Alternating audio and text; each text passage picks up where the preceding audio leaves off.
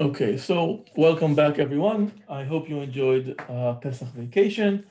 I saw from the homework submissions that most, if not all of you, managed with the questions, even when they required some either creativity or actual going outside and finding the proper conditions to do measurements, a challenge that's always part of astrophysics and astronomy. I hope you noticed also that homework exercise 2 is on the Moodle website and has been for about a month now. It is due next week. And we've also now uploaded, I think on the weekend, exercise 3, which will be 2 weeks from today. And from now we'll have a homework exercise every week due 2 weeks after. So don't postpone everything to the last minute. Try to get into a rhythm of solving the exercises and leave yourself enough time, because as you saw, some of them, even if the physics material is not too difficult, some of them can be tricky or require some thought and ingenuity. So leave yourself time to deal with them, leave yourself time to ask us, the staff, Yehu and myself, questions, or to discuss amongst yourselves. I remind you that there's a forum on the website, on the Moodle, where you can ask questions. And that I have office hours, which are either on Zoom or physically on campus every Thursday. Now that people are allowed back in, and hopefully you all manage to get vaccinations quickly enough. I have office hours, and you can just come to the office and ask any questions if you have them. Typically, they're Thursdays 10 to 12. This week in particular, they'll be postponed to 2, and I'll send out a message about that because I'm going to be out of town. But generally, every Thursday morning, I'm available in my office. Any administrative questions before we begin?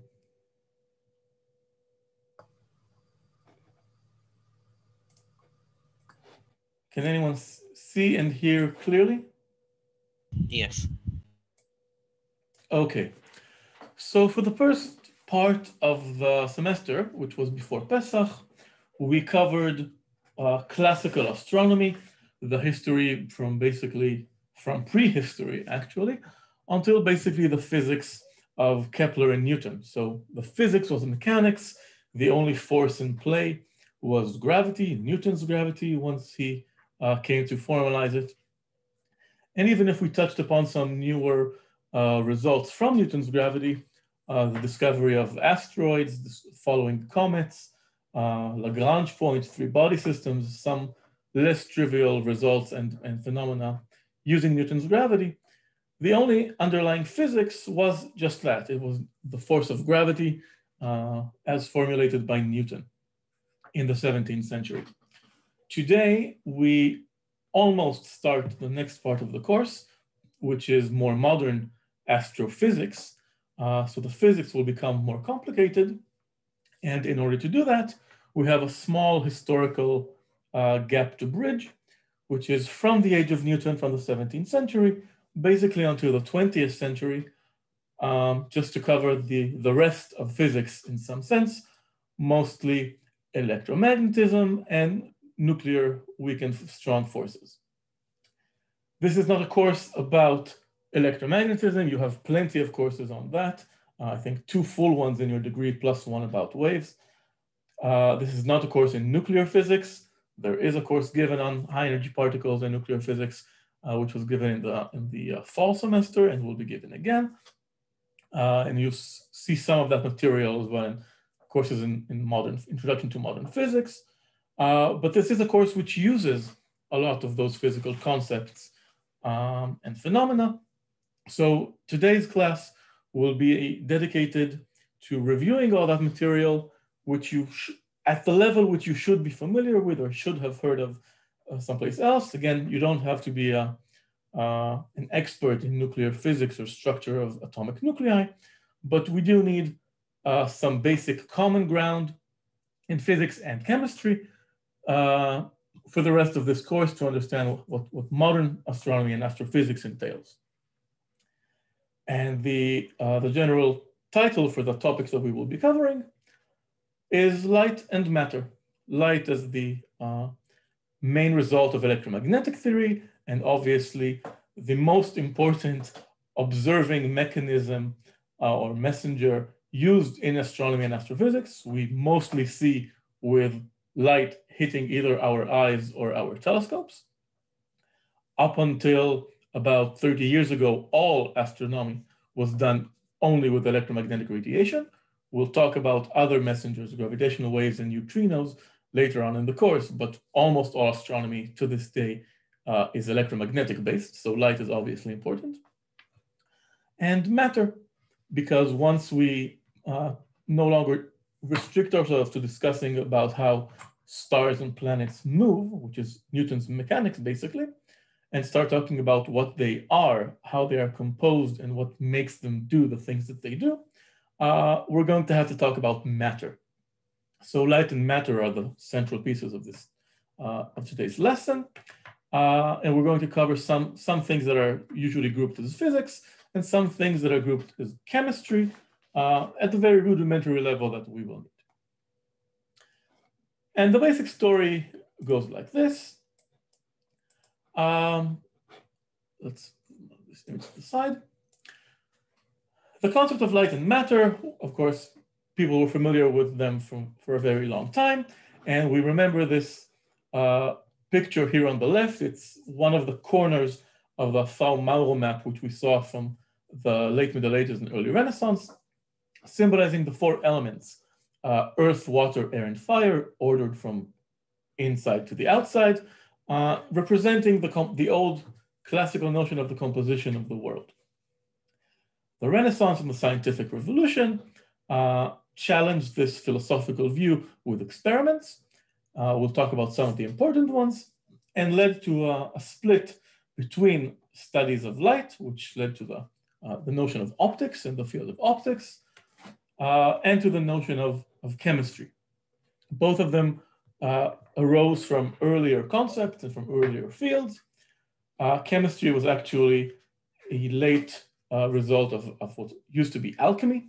So people used to believe that they can transform one substance into another in various semi-mystical, magical, or what they consider to be scientific, but today we consider to be non-scientific methods. The story of alchemy ended around the 17th century with the realization that there are not just four elements, there are more elements of matter. Those are the most elementary particles that they knew at the time, and one of them cannot simply be converted to another. Shown here below is a depiction of Henning Brand, who was the first person to actually identify a new element in the 17th century. He was looking as an alchemist to produce gold. He tried to produce gold from another yellowish glowy substance, basically human urine, failed to produce gold, but it did produce phosphorus, in Hebrew zarchan, and that was the first new element discovered basically for hundreds of years. And he recognized, and this was the main point, he recognized it as a separate element, and that kind of led to the realization that the four elements people considered before were not actually elemental. It could be broken apart. Liquids could be broken apart into different types of elements. 100 years later, air was decomposed, or rather deconstructed into what we know as oxygen, nitrogen, hydrogen coming from water. All the elements that today we know as elementary were basically discovered starting with the 17th century and the 18th century and identified as different types of matter. At almost the same time, light was also broken apart into its constituents, starting with Isaac Newton, who used the triangular prism to show that the light that we all know, white light, is actually a composite of many different colors. Today we would call them a spectrum of different colors of light. Newton didn't yet know the concept of waves, and he thought that breaking light into different colors, similarly to breaking matter into different types of elementary particles of atoms, he thought light was also composed of particles. It was called the corpuscular theory of light, or the physical, the bodily theory of light. And he thought they were made of particles, a notion that today we again think of as something that's obvious, photons, but at the time Newton thought that they were particles just like matter particles. He thought they had mass. He thought that their interactions would be like the interactions of massive particles. He thought that their velocity would be a result of them having mass and either accelerating or slowing down depending on matter interactions, gravity interactions, etc.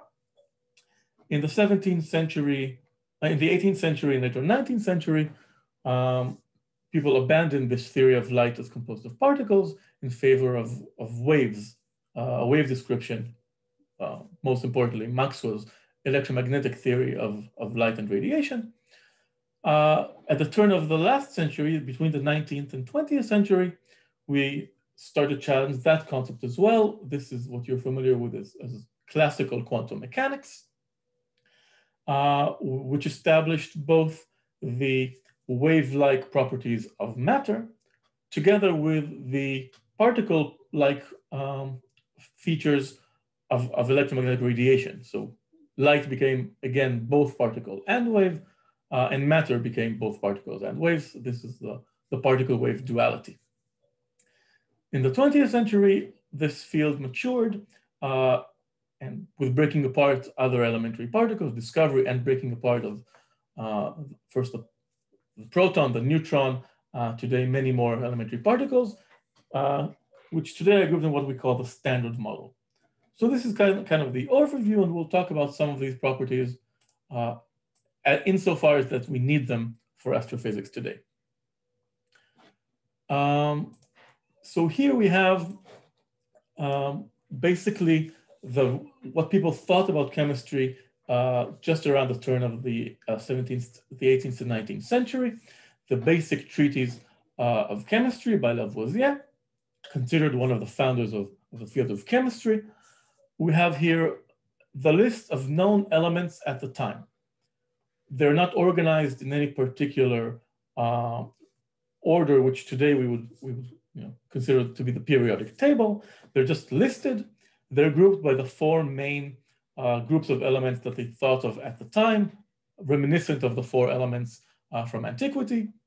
So Lumiere here on the top is the element of light, the particles of light, distinguished from the caloric, which is the particle of energy or fire. Today, this led to the name calorie, which today we use to quantify energy in food and other things. We have gases. These gases include things like oxygen and hydrogen, which were already known at the time. Hydrogen, of course, flammable element, which combining with oxygen creates water. Breaking apart of water was rocking the foundation of water as one of the classical four elements.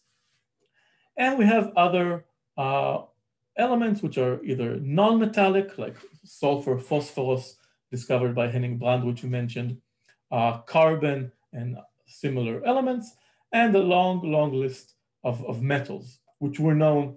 Of course, the alchemists tried to convert one metal to another, realized that it was impossible, but many of these were known. Gold, iron, silver, many metals were known for a very long time. And certain earth elements, which they managed to decompose, like basically silicon and other metals, and other non-metals. As you can see, light here was still on the same footing as elementary particles, and it was not even the time of Newton, it was the time of Huygens and the wave experiments, which actually showed that light was not particles, but that it was made of waves, or rather traveled as waves and showed the physics of waves. The first step taken in this direction, and this is relevant in astrophysics as well, because it was done as part of astronomical observations, was the measurement of the speed of light. The speed of light, as we today know, is finite. It's about 300,000 kilometers per second. The exact number appears here below. But it took a very long time to actually realize this and to measure it. Galileo himself tried to measure the speed of light, and he failed. He tried to do it by having him and his associate standing on two mountaintops, lighting a torch and waiting for the other one to see the first one, ignite a second torch and kind of measure the time delay between two hops of the light back and forth between the two mountains. The problem, of course, is that the Earth is very small compared to the speed of light. And they quickly realized that the time delay they were measuring was their own response time. Their own response time was much greater than the time it actually took light to cross from one mountain to another. Even if you take mountains several hundred kilometers apart, you're still looking at a time here of fractions of a second, so not something that people could actually measure at the time. But Galileo did have an idea which was useful for measuring the speed of light, and that was using the moons of Jupiter, which he himself discovered, the 4 Galilean moons. Galileo realized that if the moons orbit around Jupiter, then that is some standard beacon in the sky, something that's not bound to the Earth, and it could basically be seen from anywhere on the Earth. And so Galileo said that observing those moons rotating Jupiter, one could always predict when an eclipse would happen, when, for example, Io, the closest moon of Jupiter, the closest large moon of Jupiter, would pass behind Jupiter's shadow and would not be seen from the Earth. And so Galileo said that if anyone on the Earth could see at the same time Io hiding behind Jupiter, being eclipsed by Jupiter, then anyone on the Earth would have a notion of the same clock. And clocks would then become universal on the Earth. Everyone could use the same one. This was a very, very important idea at the time, because if you know some measure of absolute time with some space phenomena, and you can always tell your own local time by looking at the shadow of the sun or the angle of some stars in the sky around the North Pole and the rotation of the Earth, then you can use those two data points to find the difference between the universal time and your local time, and that tells you your longitude, your position on the Earth. This was immensely important in the 17th and 18th centuries, and 16th, 17th, and 18th centuries, because if you know your position on the Earth, in someplace like an ocean where there are no geographical features to help you, then you can know your distance from some destination, for example, another continent which you discovered and wanted to exploit. So this was incredibly important at the time. The crowns of Portugal, Spain, and later other countries offered great rewards for people who would be able to tell universal time. Galileo had this idea: let's use the eclipses of moons of Jupiter to tell universal time and use that to find our local position on the Earth. The first person to actually try to do this was Ole Christensen Rømer, about 70 years later, 60 or 70 years later.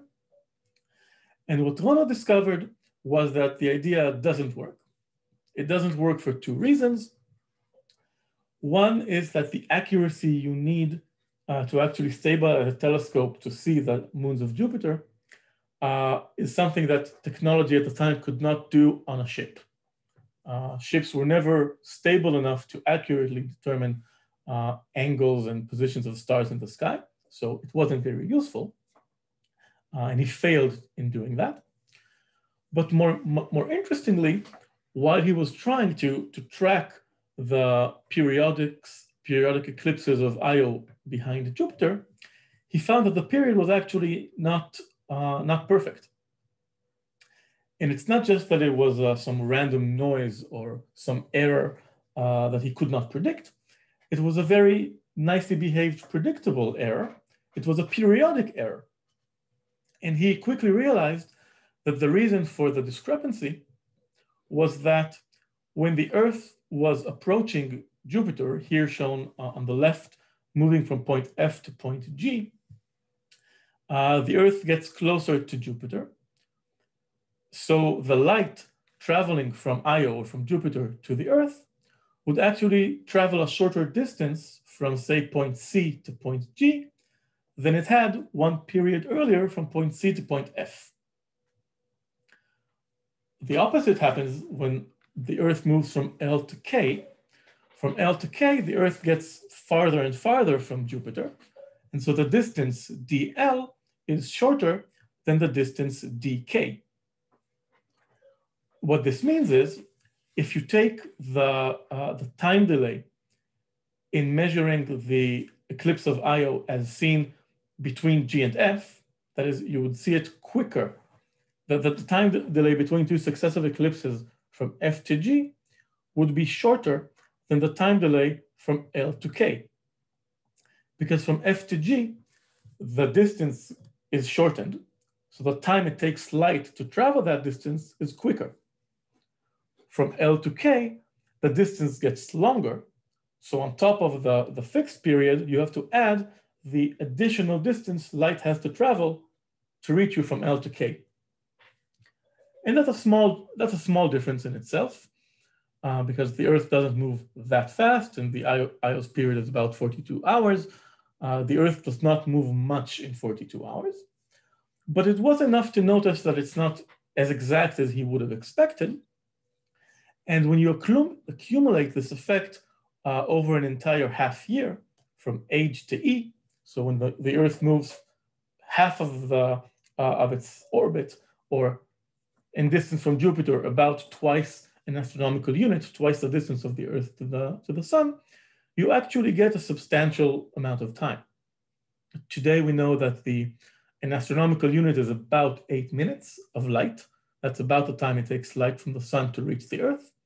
And so you can get something like 16 or 17 minutes delay between the timing of Io's eclipse when you are at H, observing it from H, or when you're observing it from point E. And so this is a way, or the way that Romer used to find the speed of light for the first time, to actually measure it. And you measure it by dividing the distance that the Earth travels, or the distance that the light would have to travel, the diameter EH, true astronomical units, by the time delay that you see the eclipse relative to when you would have expected to see it. So this is the first measurement of the speed of light, and it wasn't very accurate. He got to about 220,000 kilometers per second, so about 25% off of the correct value. But this is a great improvement over what the previous people had, which was infinity, or no bound at all. Okay, so this was Römer's measurement of the speed of light. 50 years later, a British astronomer called James Bradley again tried to measure something in the sky and failed. He tried to prove the heliocentric orbit of the Earth. So he wanted to prove that the Earth travels around the Sun and not vice versa. And he tried to do that, as we discussed before Pesach in the last class. He tried to measure parallax of a star over an entire year. He wanted to use two astronomical units as the base of his parallax triangle and measure any star that he could find to find a movement against the background. As we said before Pesach, stellar parallaxes are exceedingly small and hard to measure. No one succeeded that until more than 100 years after Bradley. And Bradley himself didn't manage to measure parallax, but he did measure something else. He managed to measure what today we call an aberration, or aberratia, stellar aberration. That is, he did measure stars moving against the background at a movement of about 20.5 arc seconds. Now, we said last time that no star actually has a parallax motion of even 1 arc second. 0.7 arc second is our closest neighbor, Alpha Centauri. And here, Bradley measured 20 arc seconds. So how did he realize that this was not actually what he wanted, that this was not parallax? He realized that the timing of the two extremes are not correct. Because when you do a parallax experiment, remember, if you look at your finger with one eye or with the other, if you flip your eyesight from left to right, your object seems to hop from left to right against the background. Okay? So the axis in which you change your measurement, your point of view, is the axis along which your motion is found, or your apparent motion, your parallax motion appears. What Bradley did, he noticed that when he measures his so-called parallax, his motion, between two sides of the Earth's orbit, say from one side of the sun to the other side of the sun, the motion of the star is not from left to right, it's from down to up. The star moves at a 90-degree angle to the axis on which he changed his perspective, his point of view. So this is obviously not a parallax effect. It's something else. And what he realized was that this was coming from the motion of the Earth itself, compared to the motion of light. How is that? Well, Bradley is said to have realized this idea when he was sailing down the Thames River in London. And he noticed that even if there's no wind, his flag on his little boat changes direction when he moves, upstream or downstream. You know this from everyday life. If, for example, you run in the rain. So if the rain comes from top down, from up down on you, and you stand in place, then it will hit you on the head. But if you run into the rain, then you'll get wet in front. Because of course, the velocity at which the rain hits you is the vector sum of the velocity of the rain coming down and the velocity in which you're going, which is forward, or rather the relative velocity of the rain towards you, which is going backwards. So the rain seems to hit you at an angle if you run into the rain. And so Bradley said, the reason I see the star moving is not because the star is moving, it's because I am moving relative to the direction in which the star actually is. And that's what we have here on the right. If we have a star resting in its rest frame, viewing it from the Earth, then if the Earth were stationary, we would find the angle theta, which is the correct angle to the star. But if the Earth is moving towards the right, towards the star if you want, then the light actually comes at a different angle, phi, and you see the star out of place. And of course, you'll see the star out of place in a periodic fashion along a year, because the Earth changes its direction of velocity on a yearly period. Where does the 90-degree come from between the velocity of the Earth and, between the position of the Earth and the direction of the star? You recall that in circular motion, and the Earth around the sun is almost completely circular, the velocity is always perpendicular to the radius. So if the radius from the sun to the Earth is going up, then the velocity of the Earth is going to the left or to the right, which is exactly why you would expect parallax along the direction of the line connecting the Earth and the sun, but you would expect aberration perpendicular to the line connecting the Earth and the sun. So this 90-degree phase shift between expected parallax and measured motion was what told Bradley that he needed to take not the position of the Earth, but the velocity of the Earth. And the only other velocity in this problem has to be the velocity of the light coming from the star to the Earth. So that's how Bradley measured the speed of light. Basically, he found the angle 20.5 arc seconds.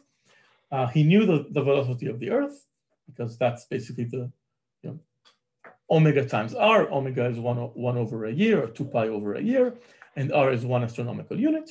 And so you can do the vector sum and find the velocity of light. And he found an approximation to that, or to his accuracy, of 304,000 kilometers per second, about 1% off, which is an amazing measurement, considering all he did was put a telescope up his chimney and follow a star, one star, for about a year. Any questions so far?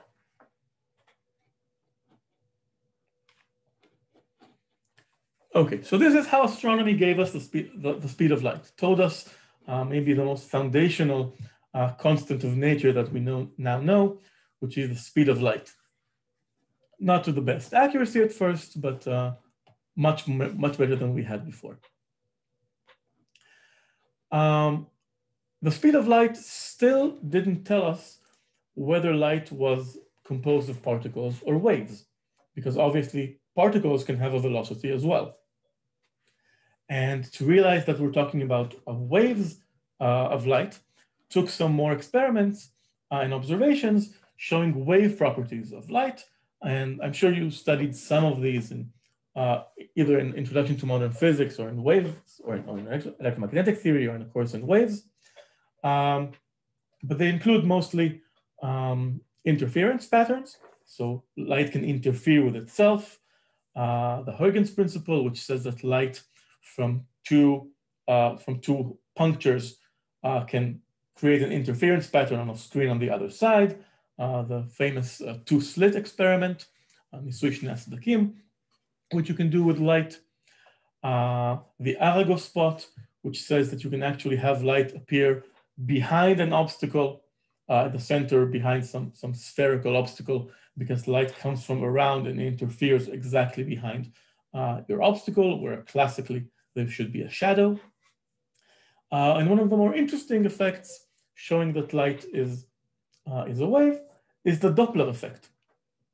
The Doppler effect, the relativistic Doppler effect, tells us that even the color of light, or the which is either wavelength or frequency, depending on how you want to look at it, is actually a wave property, and it would change with the direction of the observer relative to the source.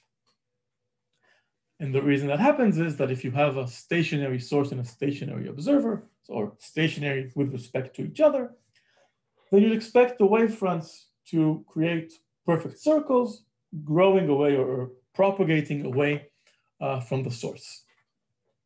But if the source moves, then in some sense, the source is chasing its own wavefronts, which means here towards the right, if the source is moving to the right, there will be a shorter and shorter distance between successive wavefronts.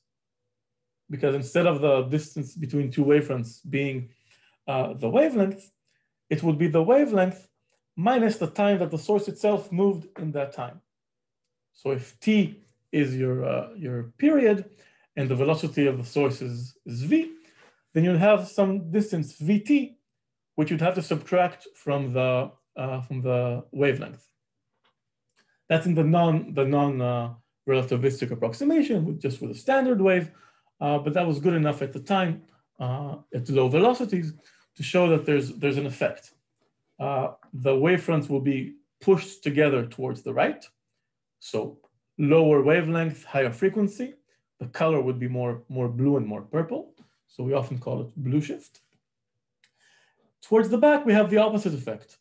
The wavefronts are actually being stretched away from each other because the source, the emitting source, is running away from the waves that it emitted. So the next wavefront would actually appear delayed. It would appear later than we expect because the source moved away and the light would take more time to reach us. So we have this red shift when the source moves away from the observer, blue shift or purple shift when the source is moving towards the observer, and an intermediate pattern of different colors depending on the relative direction in velocity and angle. We can sum these in this formula here on the right, giving us the frequency at the receiving end, R, depending on the frequency of the source, divided by 1 plus beta. Beta is the relativistically normalized velocity v over c, which you should remember from special relativity in Introduction to Modern Physics. The angle between the motion and the receiver is theta r, the angle to the receiver. So we have 1 plus beta cosine theta, that gives us this angular distribution depending on the direction. If theta is positive, we have here a positive quantity. If theta is negative, we have a negative. If theta is greater than 9 degrees, then we have a negative quantity. So it's moving either towards or away. And in the relativistic case, we also have this factor gamma, which appears, as you know, many times in special relativity, giving us the fully relativistic version of this equation. In very low velocities, gamma is approximately 1, so you can ignore it. In high velocities, you need to take in gamma, 1 over the square root of 1 minus beta squared. This simple effect, which was known for waves, is critical when you discuss light, especially in astrophysics, because in astrophysics, nothing is typically stationary. Every star is moving relative to us and relative to any other star. Today, we know that galaxies expand away from each other and move all the time. You can use it in a binary system. If you have two stars, then they'll be circling around each other. And sometimes, even if you don't see one of them, you can know where it is and even what its mass is, because if you measure one star's color coming towards you, or again, looping around and moving away from you, then you can know the velocity from the redshift. You can calculate the velocity, right? If you know FR and FS, or if you assume FS to be constant because the source is not changing, but FR changes, then the only thing that you can conclude is that the velocity is changing. So you can measure the velocity of any star relative to you from the redshift, basically, if it's a strong enough effect. And if you have the velocity of a star, then and you have the period of the star from one peak to another, from one redshift to another redshift, or from one blue shift to another blue shift, then from the period and the velocity, you can calculate the radius of the orbit, the frequency, and then from Kepler's law, the masses as well. Incredibly important in astrophysics. How can you measure the color of a star? We'll actually have a full lecture about that, so we might get there either later today or next week. We'll definitely talk about the color of a star. It's crucial to know colors of stars. Okay, so this effect of Doppler shift, or the redshift and blue shift of light, is a wave property which we use all the time in astrophysics and was instrumental in changing light from a particle theory to a wave theory. And of course, the pinnacle of this transformation came with Maxwell's equation of electromagnetism. So here on the right, you have the 4 Maxwell equations. Quick show of hand, who has seen the 4 Maxwell equations? Who has not seen the Maxwell equations? I see no hands raised on the no side. Good. Maxwell's equations, electromagnetic, electric field, magnetic field. Of course, they have sources, which are J, current density, and rho, charge density. That's not the interesting part in our case. In our discussion, what's more interesting are these derivative terms, the derivative of with respect to time. That is, changing a magnetic field in time can create an electric field. This is Faraday's law. And equivalently, changing an electric field with time can create a magnetic field. This is called displacement current, and this is Maxwell's contribution to these equations. If you zero out the right side, so you're talking about vacuum, you can basically regroup these 4 equations. You have 2 time derivatives, and you have some vector spatial derivatives. Combining the spatial derivatives and the time derivatives, you get a second order differential equation, which is the wave equation. And the result of that equation is that electromagnetic fields changing propagate with some velocity.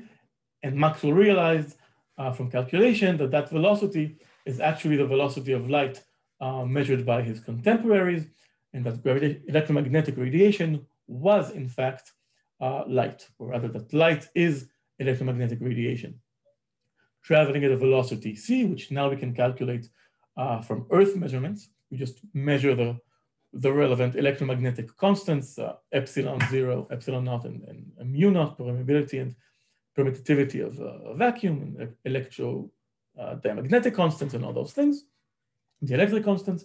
You can calculate C, and you realize that light is a wave. It has a wavelength lambda and a frequency f, which are related to each other through the speed of light, which is the speed of light in vacuum, first ether, then vacuum, and that these frequencies and wavelengths give what we perceive as the color of light. Pretty sure everyone knows that. Good, Maxwell's equations. So this is the electromagnetic radiation spectrum. We are most familiar with the part in the middle here, visible light running from red to purple, from about 3,500 angstrom or 350 nanometers to 750 nanometers on the red side.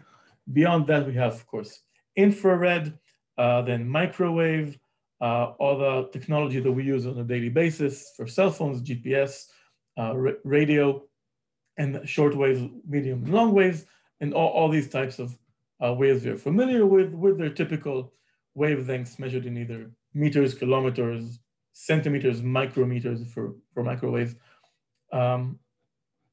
or lower down to atomic scales, and frequencies in the relevant band in hertz. This is classical electromagnetic theory, 19th century stuff. The 20th century brings us back to the, in some sense, to the particle theory of light, or it gives it reminds us that actually light is also quantized.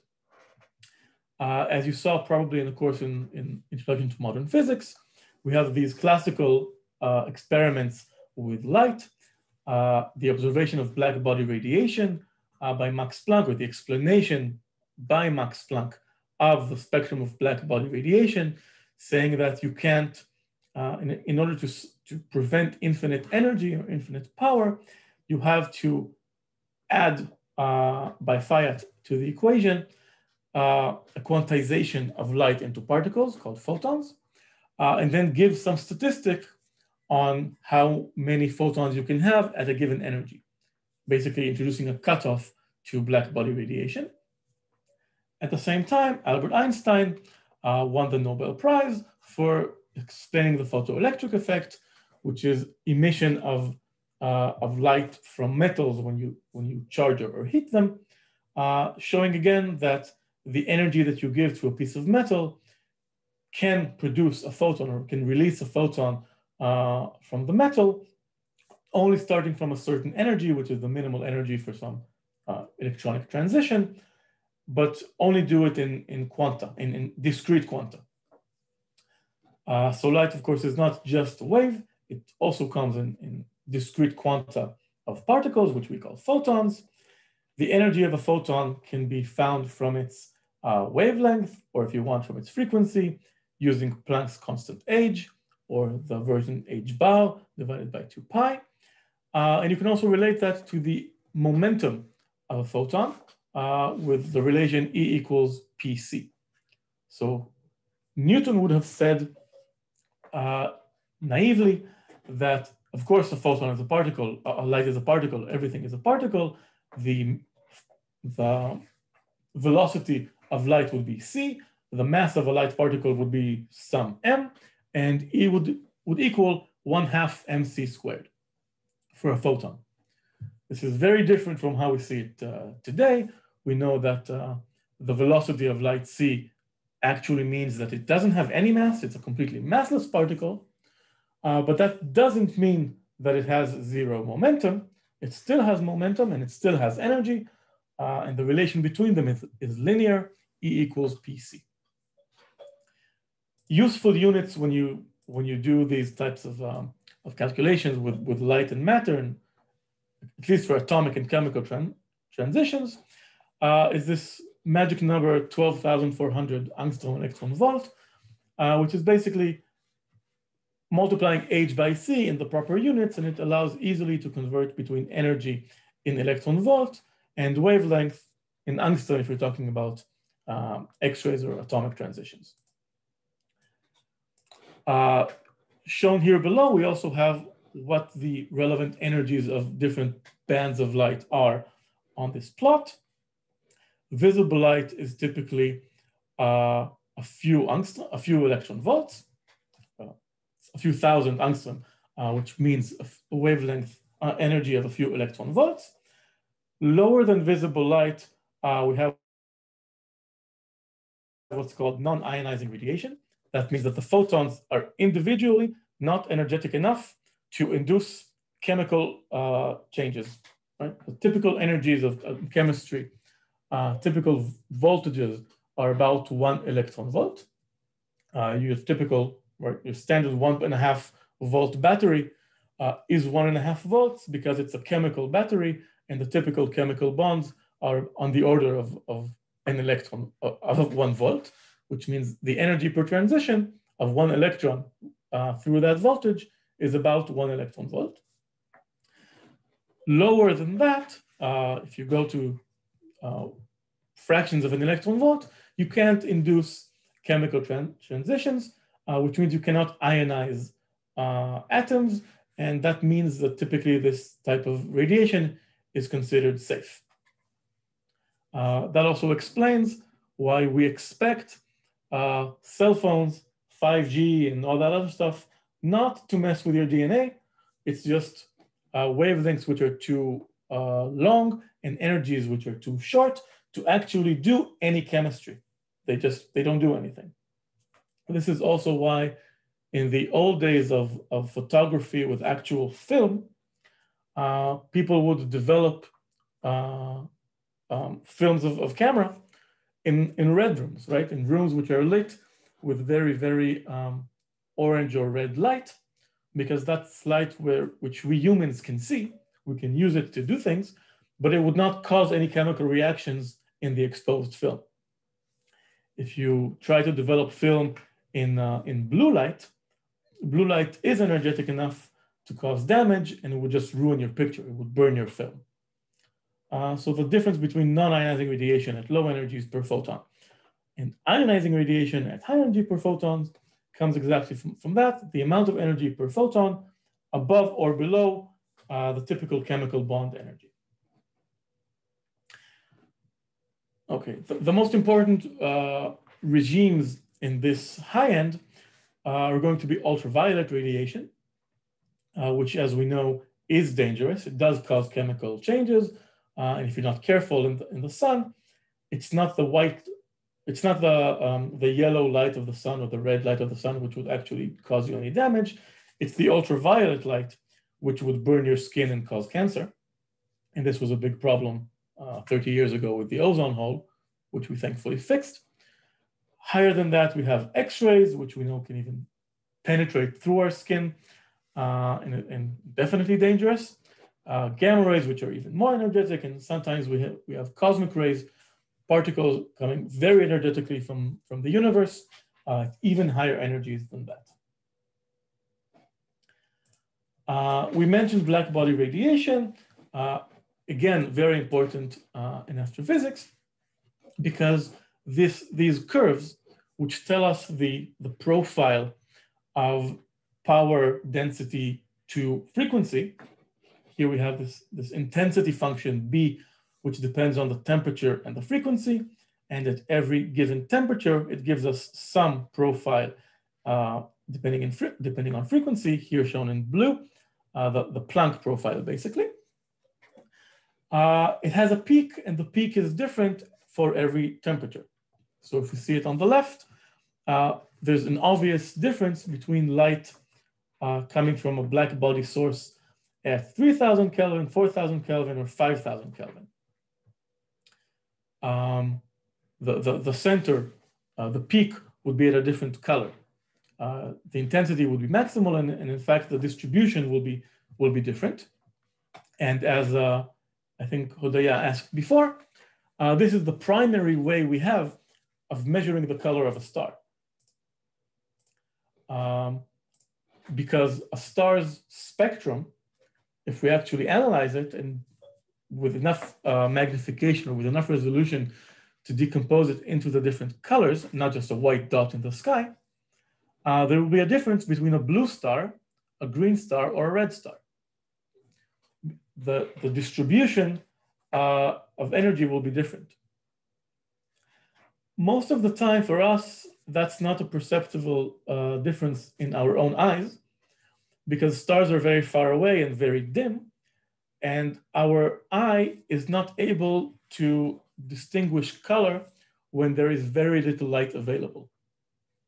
That's, for example, why at nighttime, if your night vision can actually see features reasonably well. You can tell, you can see motion quite well, even in a dark night or in a dark room, but you can't really tell color at night. Your color vision is basically the first thing you lose when there's not enough light around. So most of the stars in the sky look white to our eyes, but if you magnify them and if you actually analyze the spectrum, you can tell color. There are a few stars you can actually tell their color by eye yourself. Betelgeuse is the most important one, or the most obvious one. It's a red giant, one of the largest stars in angular diameter as seen from the Earth, because it's both very, very big. It's a red giant, and because it's quite close. So you can see it even in city lights. You can almost every night see Betelgeuse. Throughout the Middle Ages, it was common to see many. Who was someone speaking? Someone is not muted. Now everyone is muted. Okay. Ofek? Yes. Can you repeat the graph, like the left one? What does it mean again? The left one is showing different spectral distributions called Planck distributions of black bodies at different temperatures. So take, for example, the blue. The blue curve fits a black body at a surface temperature of 5,000 Kelvin. And you can see that the x-axis is wavelength, going from 0, which is very, very high energy, right? The short wavelength is high frequency and high energy. The right side is high wavelength, low frequency, low energy. And you can see that there's a distribution. And this 5,000 Kelvin black body peaks around the green-yellow area, inside the visible spectrum. Okay? Our sun has a surface temperature of about 5,800 Kelvin. So not very different from this. And people would argue that that is actually the reason that the visible spectrum is the visible spectrum, right? We evolved as humans, and basically all life on the planet evolved when the most useful part of the spectrum to be able to sense is this visible part, because that's what the sun gives us.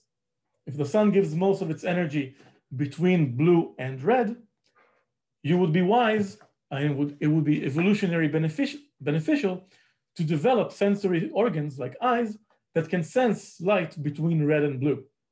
Because if your eyes can detect X-ray, that's cool, but completely useless from an evolutionary perspective, because the X-ray from the sun do not penetrate our atmosphere, and you will have nothing to see. You will have amazing eyes, which can see nothing.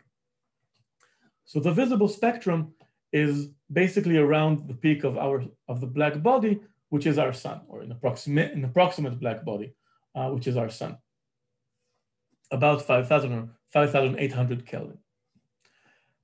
A colder star, say a star with a surface temperature of 3,000 Kelvin, you see that it both emits less radiation because it's less hot, but it also shifts the entire curve to the right. It almost doesn't emit any blue or purple radiation at all. Of course, no ultraviolet or anything on the left of that. And it peaks kind of in the red or even in the infrared part of the spectrum. So if you developed on a planet around one of those red dwarf stars, for example, you can expect biology to be different because the budget of spectrum available will be different. It will be a colder, redder spectrum. The tails, of course, they go all the way to low energies, but most of that is not interesting. Usually it's the left side, which is the interesting part. How high does the energy go? And of course, the peak, which is where you should invest most of your effort is in seeing whatever light is available. It is worth noticing, of course, that the temperature on the Earth is about 270 Kelvin, or 300 Kelvin, something like that. And the temperature of most living organisms on Earth, or at least the warm-blooded ones, mammals, birds, etc., are about 30 or 40 Celsius, which is about 310 or 20 Kelvin.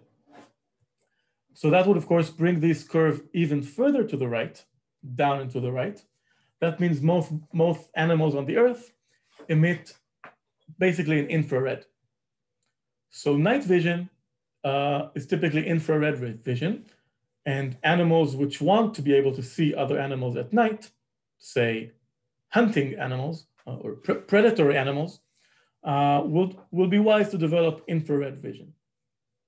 That's kind of how the temperature of your surface determines what spectrum you emit. And accordingly, that's the spectrum people who want to see you or want to be able to see around you are going to develop. For stars, again, this is relevant because if we can find a star and analyze its spectrum, we can know its temperature. And that's a very big thing, because now you can know the temperature of a star and not just, it's no longer just a dot in space. Now you actually have a physical quantity. You have a temperature for the star. You can start talking about how much energy it produces, what it's composed of, what it would do to life around it. If it's high energy, it would kill things, sterilize things. You probably wouldn't want to form a space colony for humans around the star, which is very, very hot, because the energy would be ionizing and it would sterilize your colonists. So those are kind of relevant considerations. Black body is also important because you can look at the universe as a whole. Today we know that the universe itself is not the vacuum of the universe. It's actually not a vacuum. There's radiation everywhere, discovered in the 60s and 70s, microwave background radiation. And it's microwave because the temperature that it fits is a very low temperature, about or even under 3 degrees Kelvin is the background temperature of the universe, of the whole universe. And so you can do measurements like that and start talking about what kind of physical processes created a universe which today has this temperature using a black body analysis of the spectrum of the universe's radiation. That's black body, of course, always refers to an equilibrium object, an object which absorbs and emits the same amount of energy. So it's a thermal equilibrium with its environment. And that typically means that it's been around for a long time and has not changed for a long time. So it has reached some steady state, some equilibrium. If you see some astrophysical phenomena, which is obviously not a black body spectrum, say if it has a few peaks, or if it's flat, or if the spectrum goes up sharply or down sharply, or anything that's not black body, that immediately tells you that the underlying mechanism can't have been around for very long. It has to be a transient or an exceptional event. It would typically be related to some sort of explosion or transition between two states. And that's automatically very, very interesting and important to study. And we have many of these, we know many of these today. We have radio sources, which can be very sharp in the radio, but not necessarily anywhere else. They can be periodic or pulsating sources. There can be gamma ray bursts, which are very important. Today, we relate them to, we can have supernovae explosions as well. All of these would be very, very fast processes which emit a lot of radiation very fast before they have time to equilibrate with the environment. So a different type of astrophysical processes, transient explosions, transient processes. Perfect. Yes. So technically, we would expect the radiation spectrum to always distribute like this, unless there's a spectacular event. A black body radiation would always look like this. We'll talk about spectral lines later, but basically a perfect black body in equilibrium with its environment would always emit this black body spectrum. And if there's any discrepancy or deviation from a black body spectrum, one of your assumptions has to break. It's either non-stationary, non-equilibrium, there might be other features, some spectral lines, some composition, right? If you see some features on this, you'd have to explain each of them where it comes from, because if something has just been sitting around for a very long time in some temperature, it will be a black body. And if it's not a black body, then there's explaining to do, and therefore information to be learned. Okay.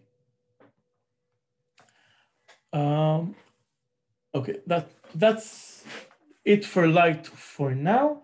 Let's take a 10-minute break and start at 1:12. Okay. Okay. So we talked about light as first a particle, then a wave, then again a particle, and some of its modern, or the way we understand some of its modern properties as a wave, as a dual particle wave. And of course, matter did a very similar trajectory, but in the opposite direction. Can people hear me? Yes. Okay. So if we talked about, we showed the earlier list of elements by Lavoisier from 1789. Today, of course, as all of you know, nobody shows a list of elements anymore. Today, we organize the elements of matter, and have for about 150 years, in a table.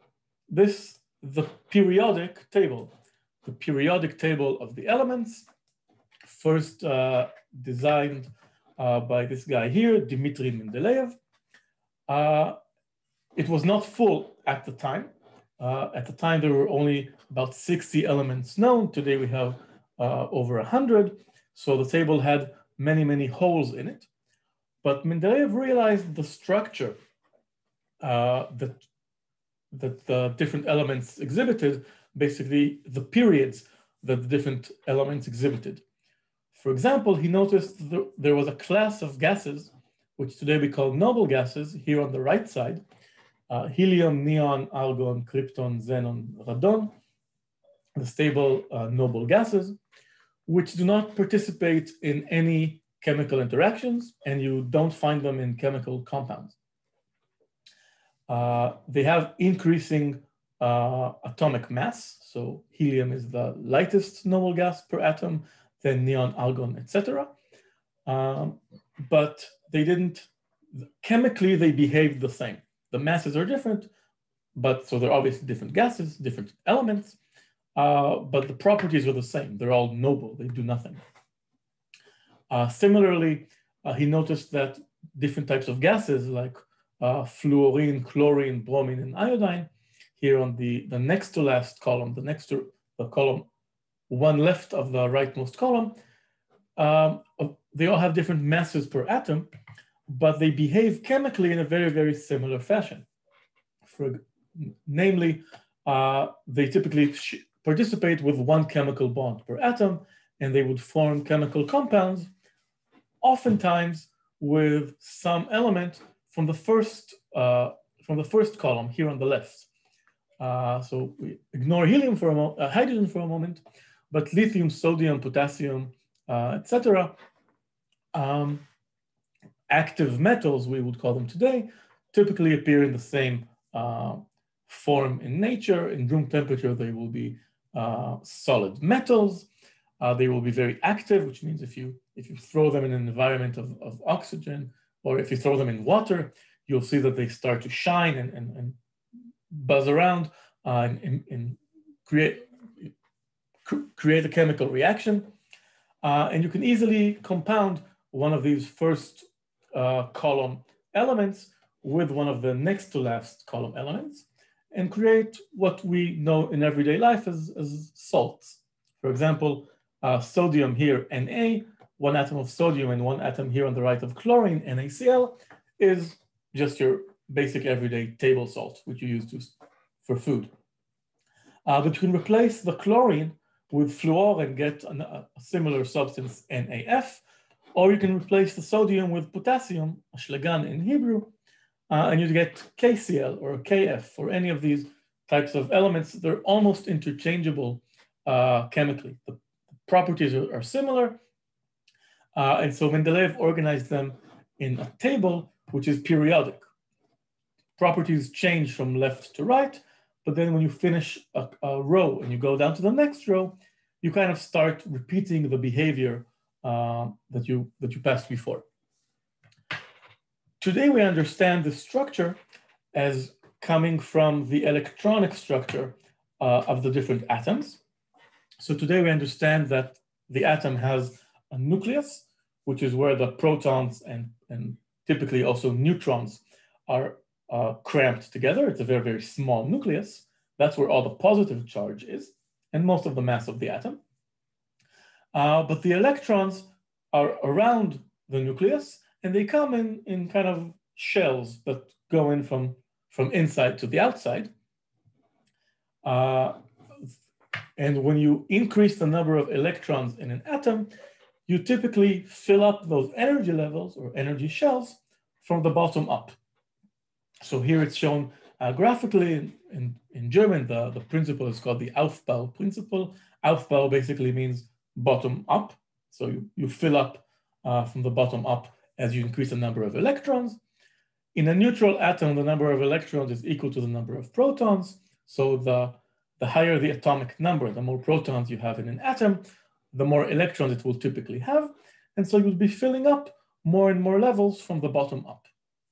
For example, hydrogen has one electron, so it will have one proton, so it will have one electron, and it will be a called 1s electron at the bottommost shell.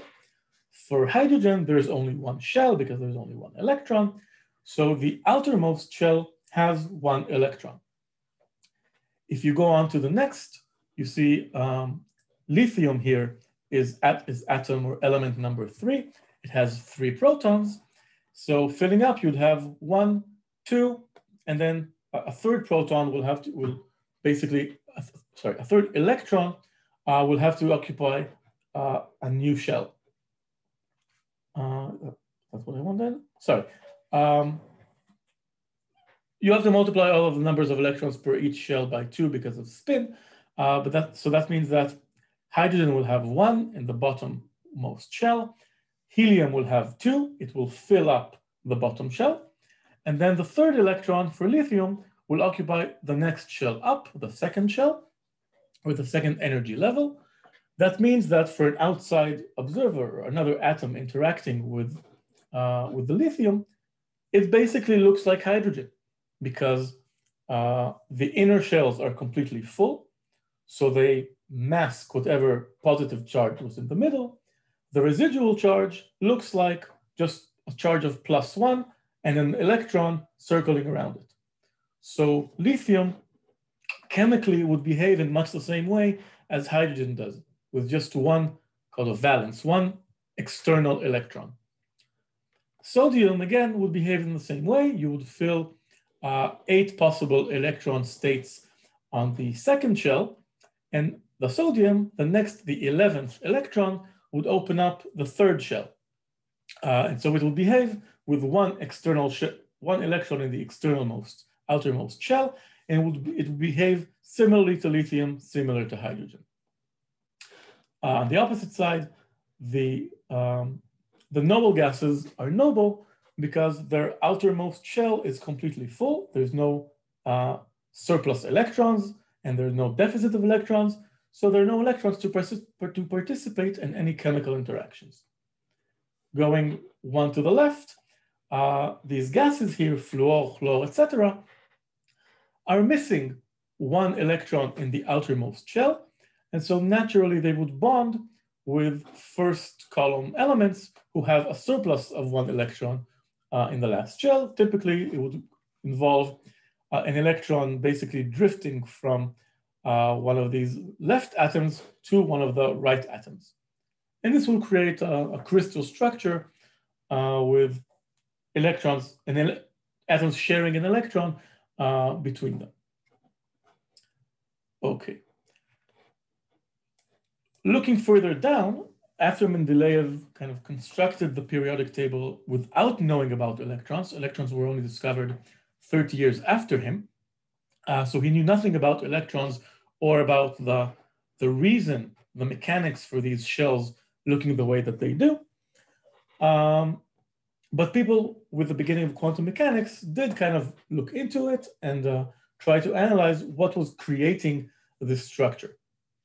And they found, as I'm sure many of you have seen in your course in quantum mechanics, that there are basically 4 quantum numbers describing the possible positions of electrons around atoms.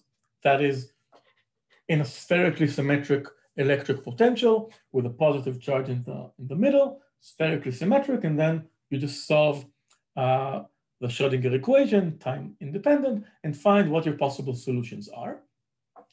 The most important quantum number is what we call the shell number n, starting from 1 and going up. At each level n, we have a different configurations of angular momentum, or similar to angular momentum. We index them by an integer, a whole number L from 0 to n minus 1. So hydrogen, the most important element in the universe, the most abundant and important element in the universe, has n of 1, which means when it's stable, when it's a neutral, unexcited hydrogen, the electron would have L of 0, and it would just be spherically symmetric, distributed spherically symmetrically around the proton. That's called an S state. If you start increasing the angular momentum, you have P state, which just means L of 1, D state, which is L of 2, and you can go further and further up, increasing your angular momentum number L. At each L, which gives you the total angular momentum of the electron, you can have different combinations of different orientations of that angular momentum. And you can have M measuring the quantum number measuring the orientation of angular momentum, going from minus L through 0 all the way to plus L. So you have 2L plus 1 options for each L. So again, if L is 0, you only have 2 times 0 plus 1, which is 1 option. There's only one spherically symmetric wave function. If L equals 1, then you're talking about basically a vector, and you have 2 times 1 plus 1, which is 3 options, which means that the vector can be oriented basically in some sense in the x direction, the y direction, or the z direction. So those are your 3 possible L equals 1 angular orientations. And the number grows the more angular momentum you have, 5, 7, 9 for quadrupole orientations, octupole orientations, etc. Also, each of these electrons has 2 possible spin states, up or down. Spin is 1/2, so 2 times half plus 1 is 2, which means the number of electrons at each shell is always even. And that basically is enough, even without knowing what these functions are. This is enough to count the number of possible states for electrons in each shell around an atomic nucleus. And this in itself is enough to reconstruct the structure of the periodic table. So if the numbers here we see are 2, 8, 8, 18, 18, if we go over here, we have 2 in the top row, that is hydrogen and helium. We have 8 on the next row from lithium to neon.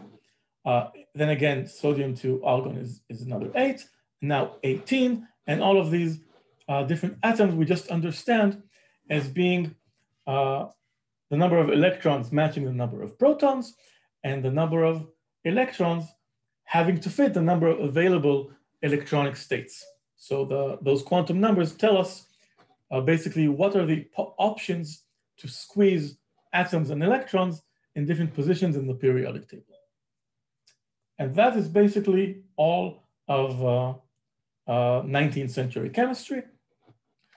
How to construct the periodic table with a simple physical argument, that is, you have a limited number, a discrete number of possible electron energy states, with the added condition that electrons are fermions, so two of them cannot occupy the same state, which means the number of electrons that you want to put around an atom is exactly the number of possible states you will have to occupy, because you cannot have two occupying the same one.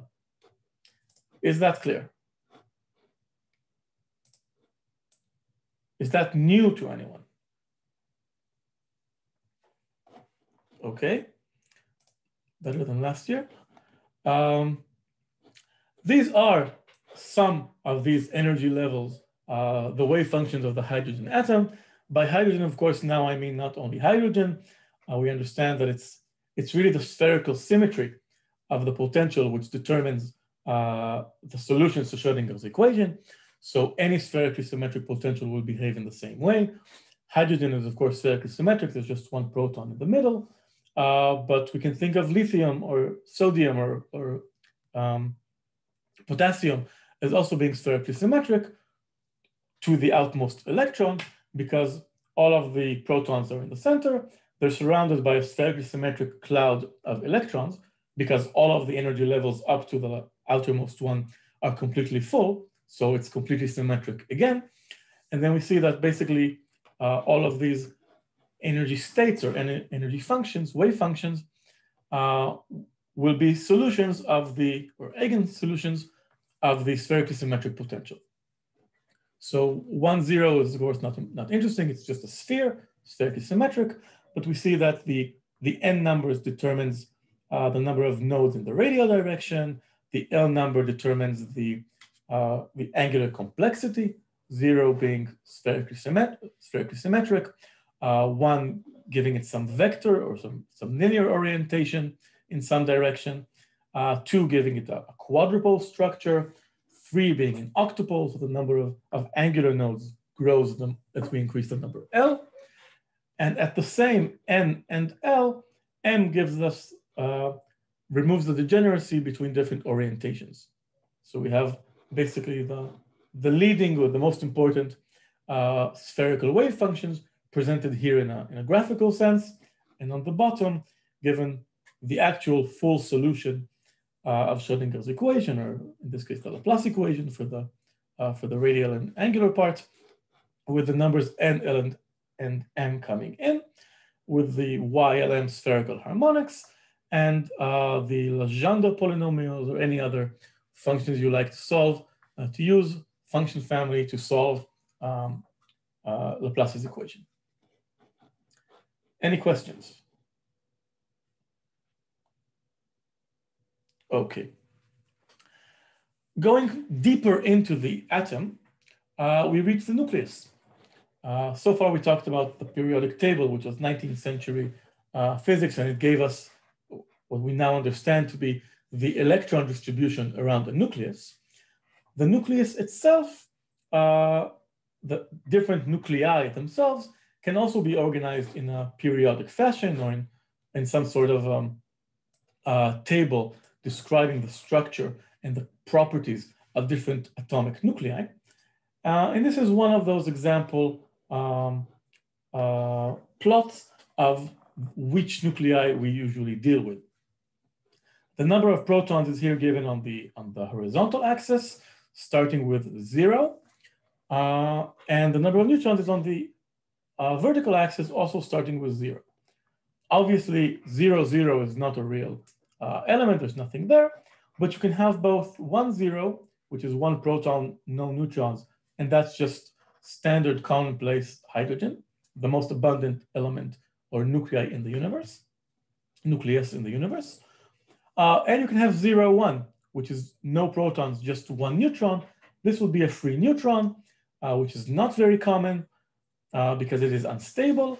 It's not very unstable. It has a half-life of about 11 minutes.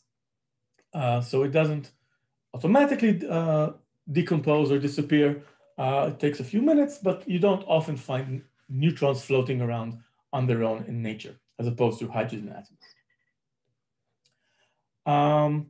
As you increase the number of protons, typically the number of neutrons also increases. In the beginning, they follow a 1-to-1 ratio, which is this diagonal of 1-to-1. And those are the early elements in the periodic table. So helium, lithium, boron, beryllium, carbon, oxygen, nitrogen, oxygen. All of these are kind of equal. They will have an equal number of protons and neutrons, so even number of, even mass number, even number of nucleons. As you increase the number of protons, the electric repulsion between the protons necessitates that you add more neutrons, which will then create the strong nuclear force to overcome the repulsion between the protons and keep the nucleus held together. So you see that this central blue line, which are basically the black or bluish trail in the middle here, those are the stable isotopes. So the stable elements, the stable ratio between protons and neutrons. It starts off as basically along the line, the 1-1 line, but then it kind of drifts up and you need more and more neutrons to keep a nucleus stable. Some elements have multiple stable isotopes. So you can see that as multiple black dots on the same vertical line. So same number of protons, but different number of neutrons.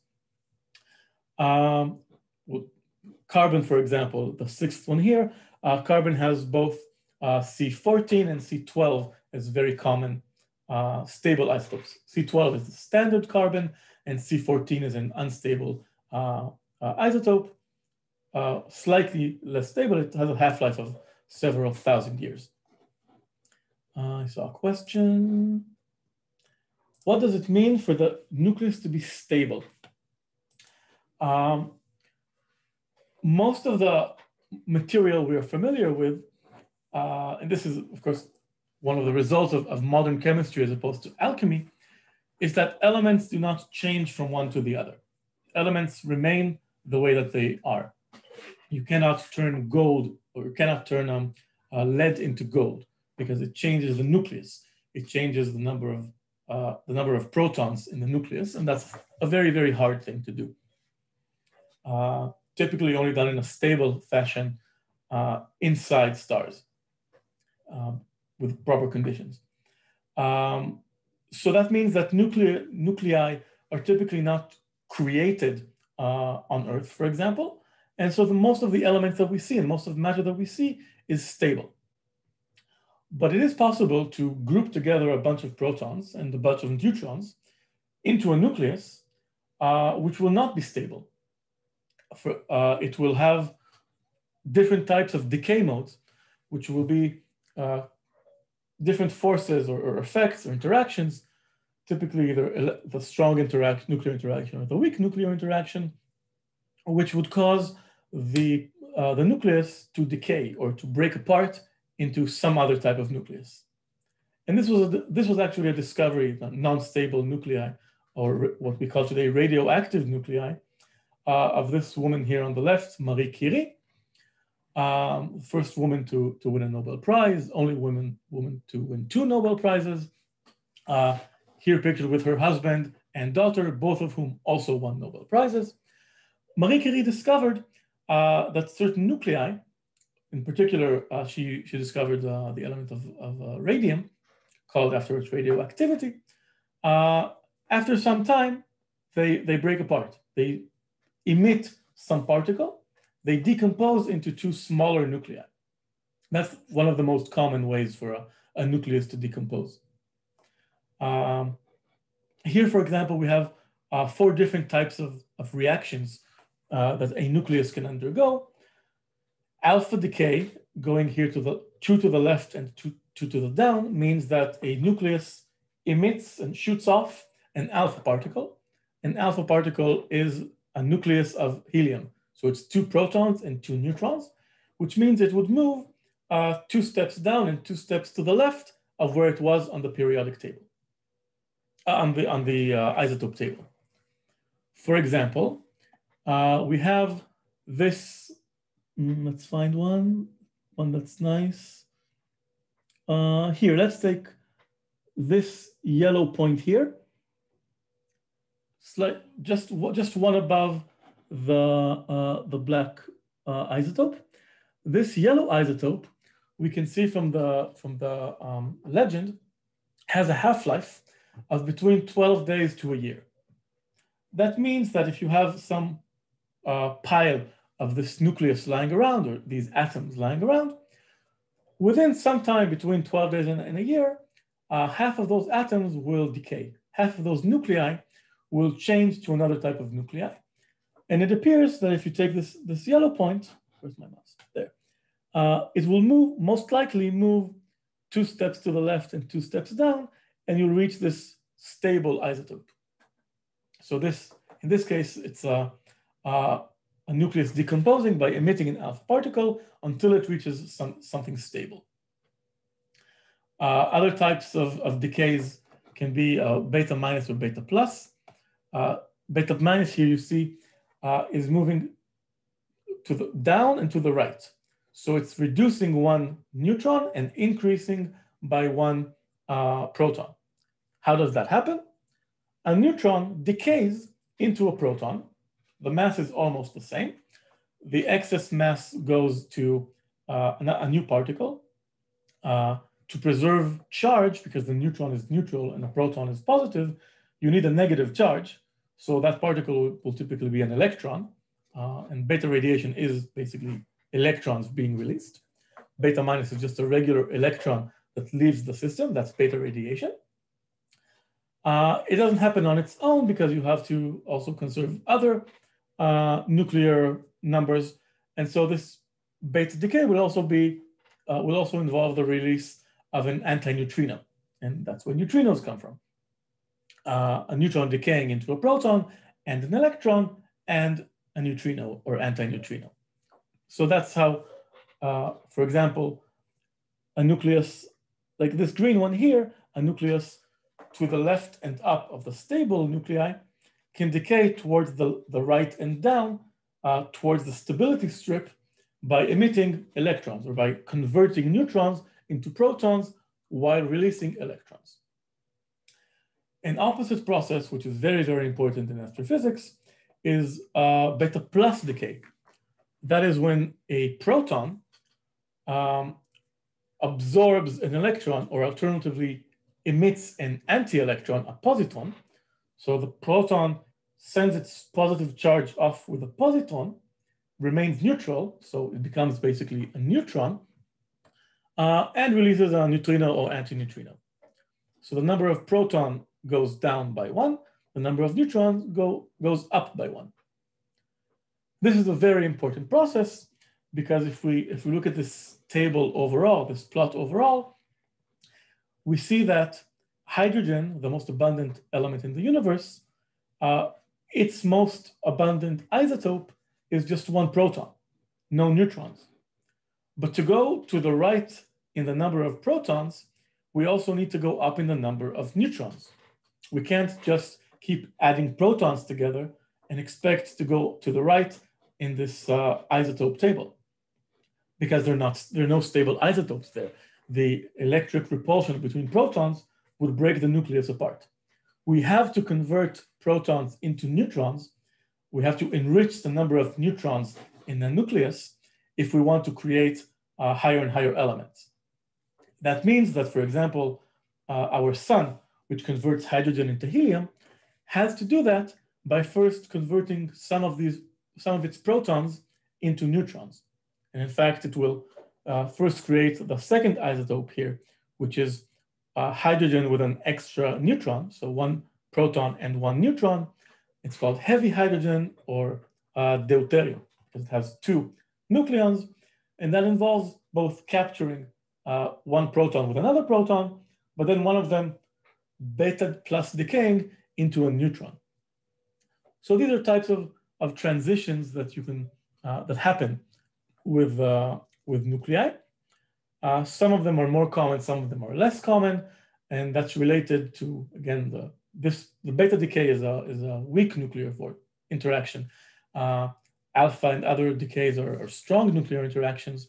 Obviously, the strong ones happen very fast, the weak ones happen very slow, and they kind of determine what types of interactions and transformations different nuclei can undergo.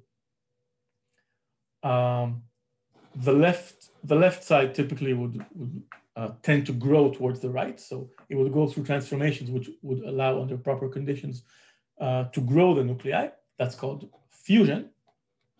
On the opposite side, from the right, we have very, very large nuclei, which can be unstable, and then they might break apart into smaller ones. That's called fission.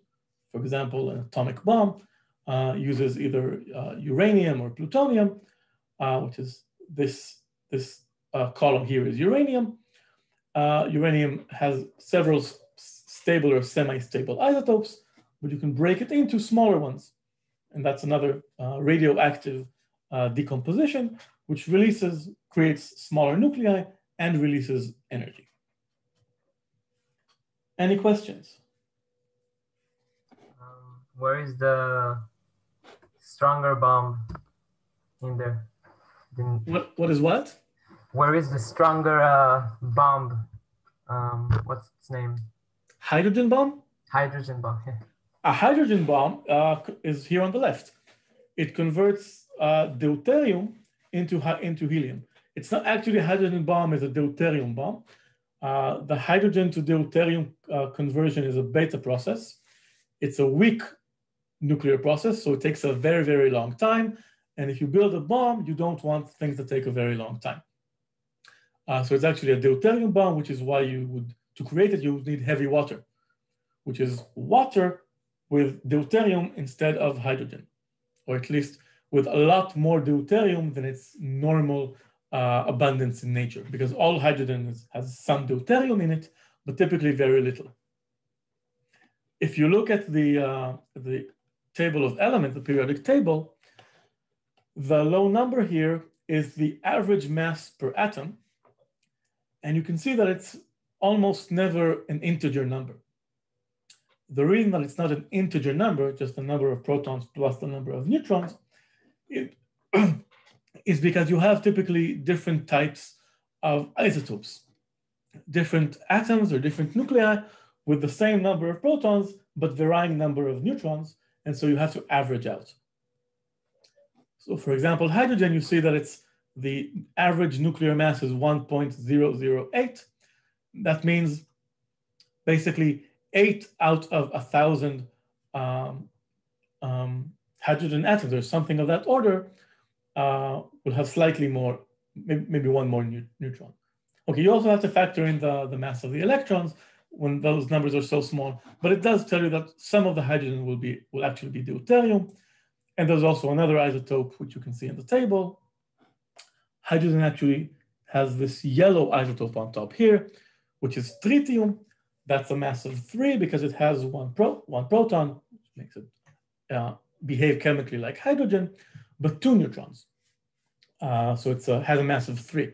It's called tritium, and unlike deuterium, that's very non-stable.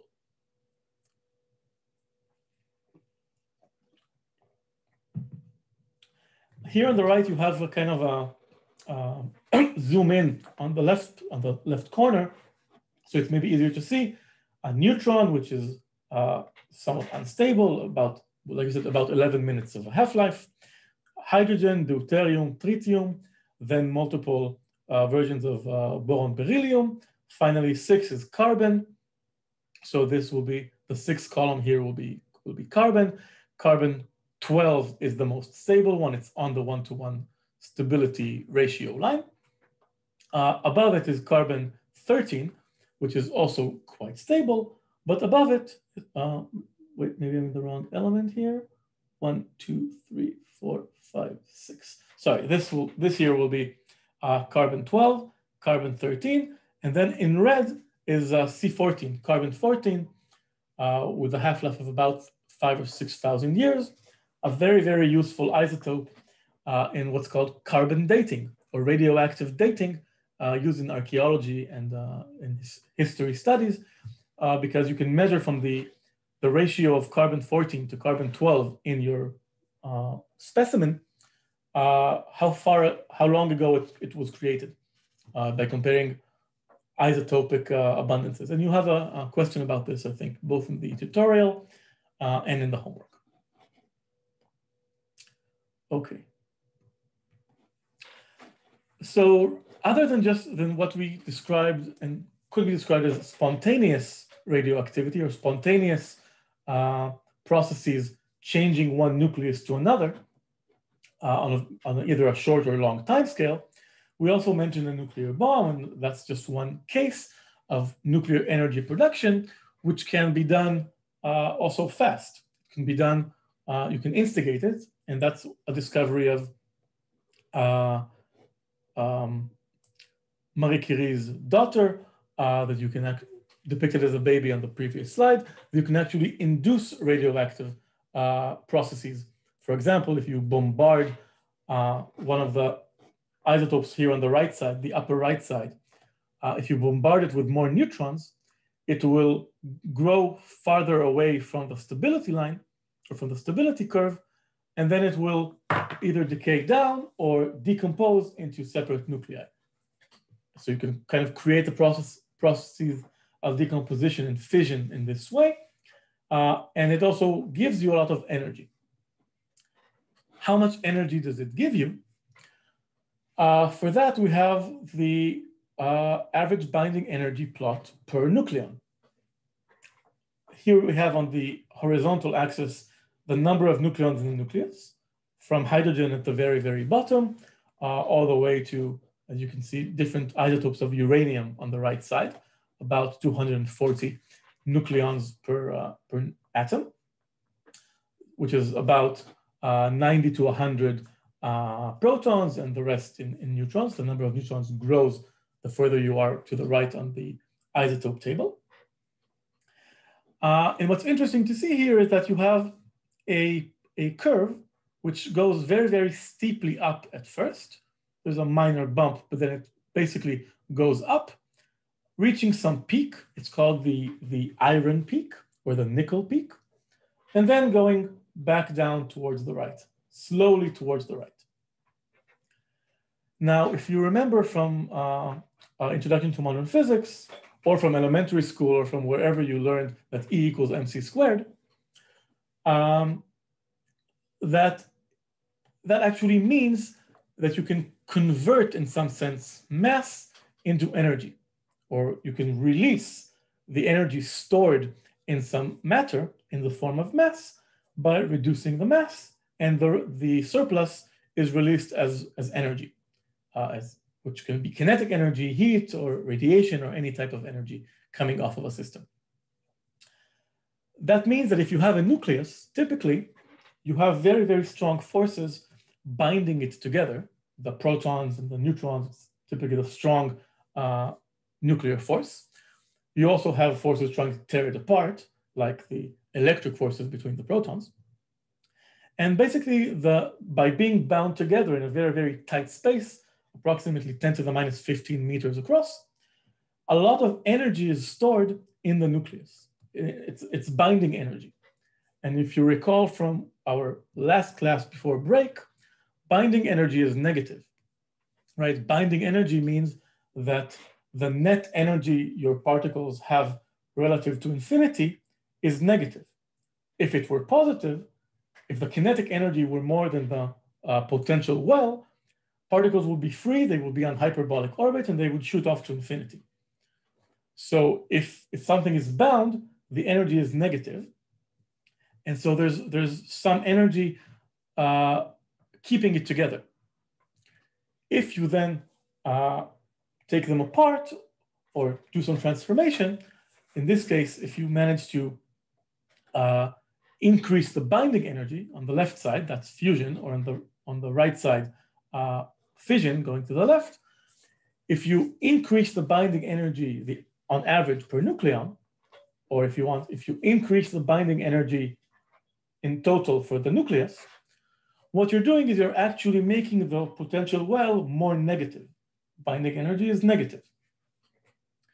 If you take some particles with some energy, some binding energy that's negative, and you bring them down, you make them more negative, that surplus energy will be released.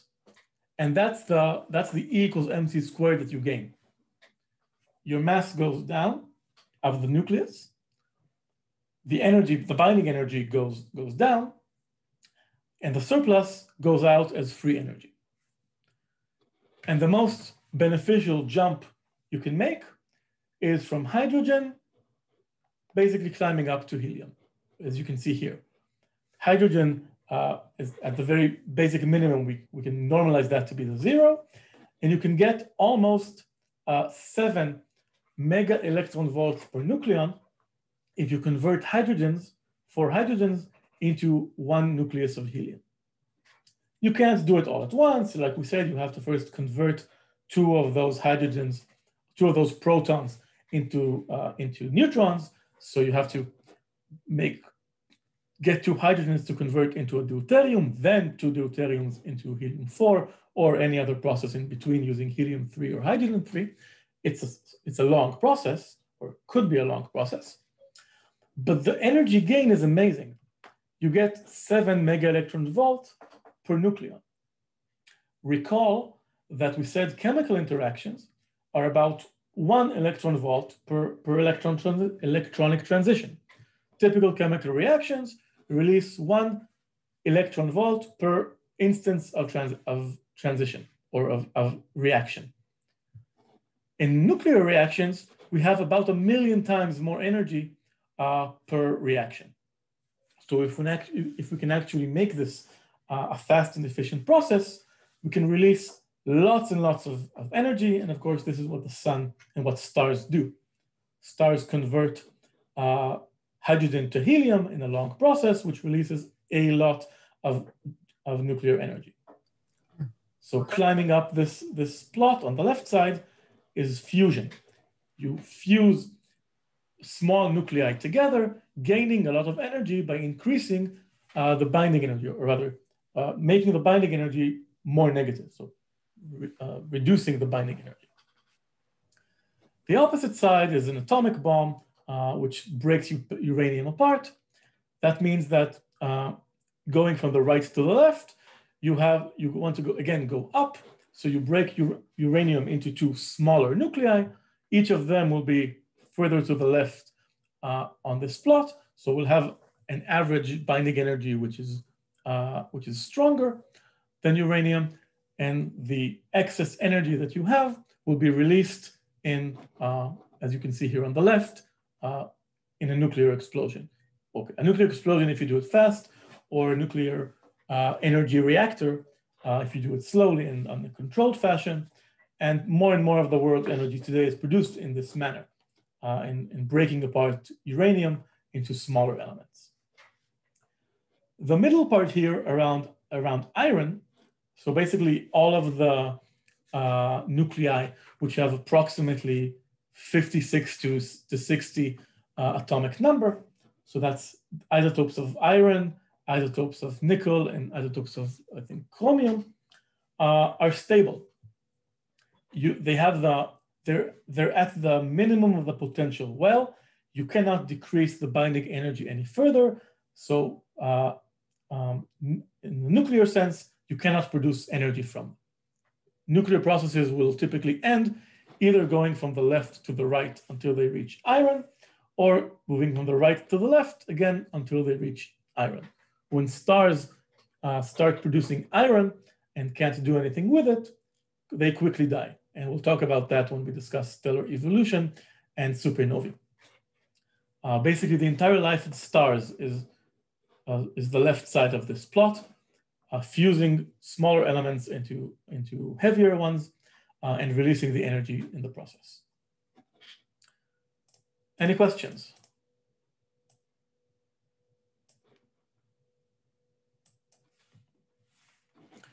Okay. So that was maybe the most unknown thing to you as someone who studies physics. If you didn't specifically go to nuclear physics or ever work in a reactor. The next part should be familiar again. That's the interaction of light and matter. And that's, of course, one of the precursors to quantum mechanics, and one of the way that we developed modern quantum mechanics was by discovering that for most objects, the spectrum was not exactly a black body spectrum. Shown here on the right, a typical spectrum will always exhibit these lines, either absorption lines or emission lines, which are extra features on top of the black body spectrum. And what this means is that something in the matter is happening to interact with specific photons in those specific frequencies selected for. Only happen in certain frequencies, in certain wavelengths, or equivalently in certain energies. And the most common of these are transitions of electrons between those different energy levels or energy shells, which we showed before. Each atom has its own set of occupancy levels, and so it has its own sets of allowed transitions between those levels. And that means if you shine hydrogen with light, with a uniform spectrum, hydrogen can absorb that light only in specific jumps fitting the transitions between energy levels of hydrogen. Helium will have a different set, fitting its own energy levels. Oxygen, carbon, any element will have its own set of characteristic spectral lines. And small molecules or common molecules will also have their own sets of transitions. This again is super useful in astronomy and astrophysics, because if you can get a spectrum from a star, typically you cannot know what the actual temperature of the star was in the source. Why is that? We said earlier that a black body spectrum is a one-to-one correspondence with its temperature. The temperature of a black body determines its spectrum. The spectrum determines, the black body spectrum determines the temperature. The problem is that stars are typically also in motion. And so there's always a redshift or a blue shift of that spectrum. So if you see something that's red, you cannot know if it's stationary red or if it's something yellow that just happens to be moving very, very fast towards you, causing a blue shift from yellow to red. There's a degeneracy between velocity with the Doppler effect and temperature coming from the black body spectrum. And because a black body spectrum has no features other than the typical curve, if you just have the color, you can't tell them apart.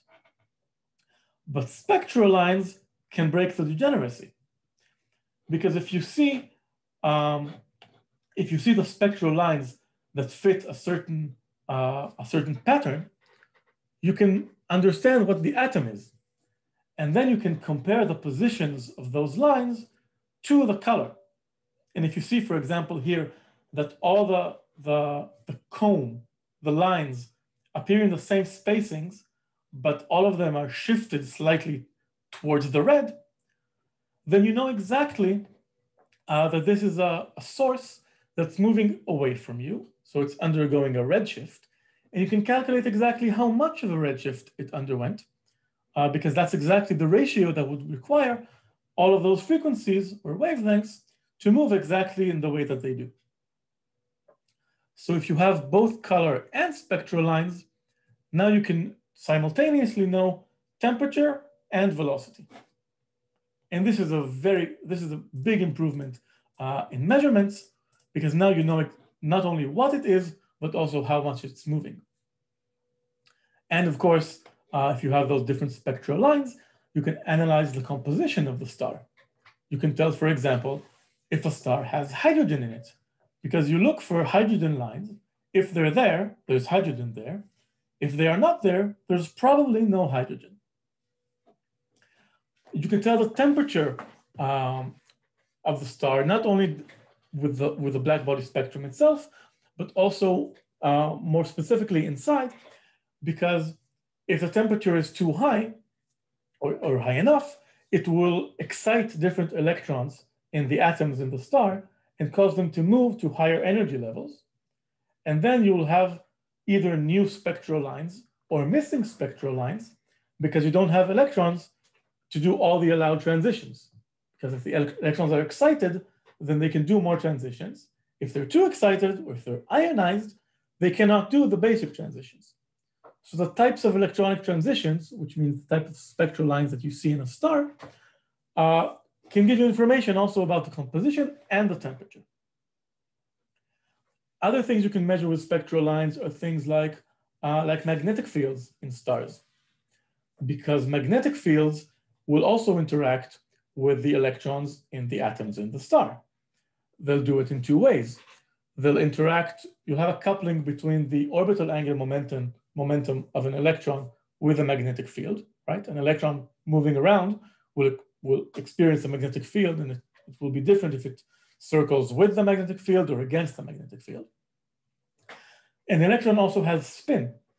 And you know that the spin is always plus minus 1/2 h bar.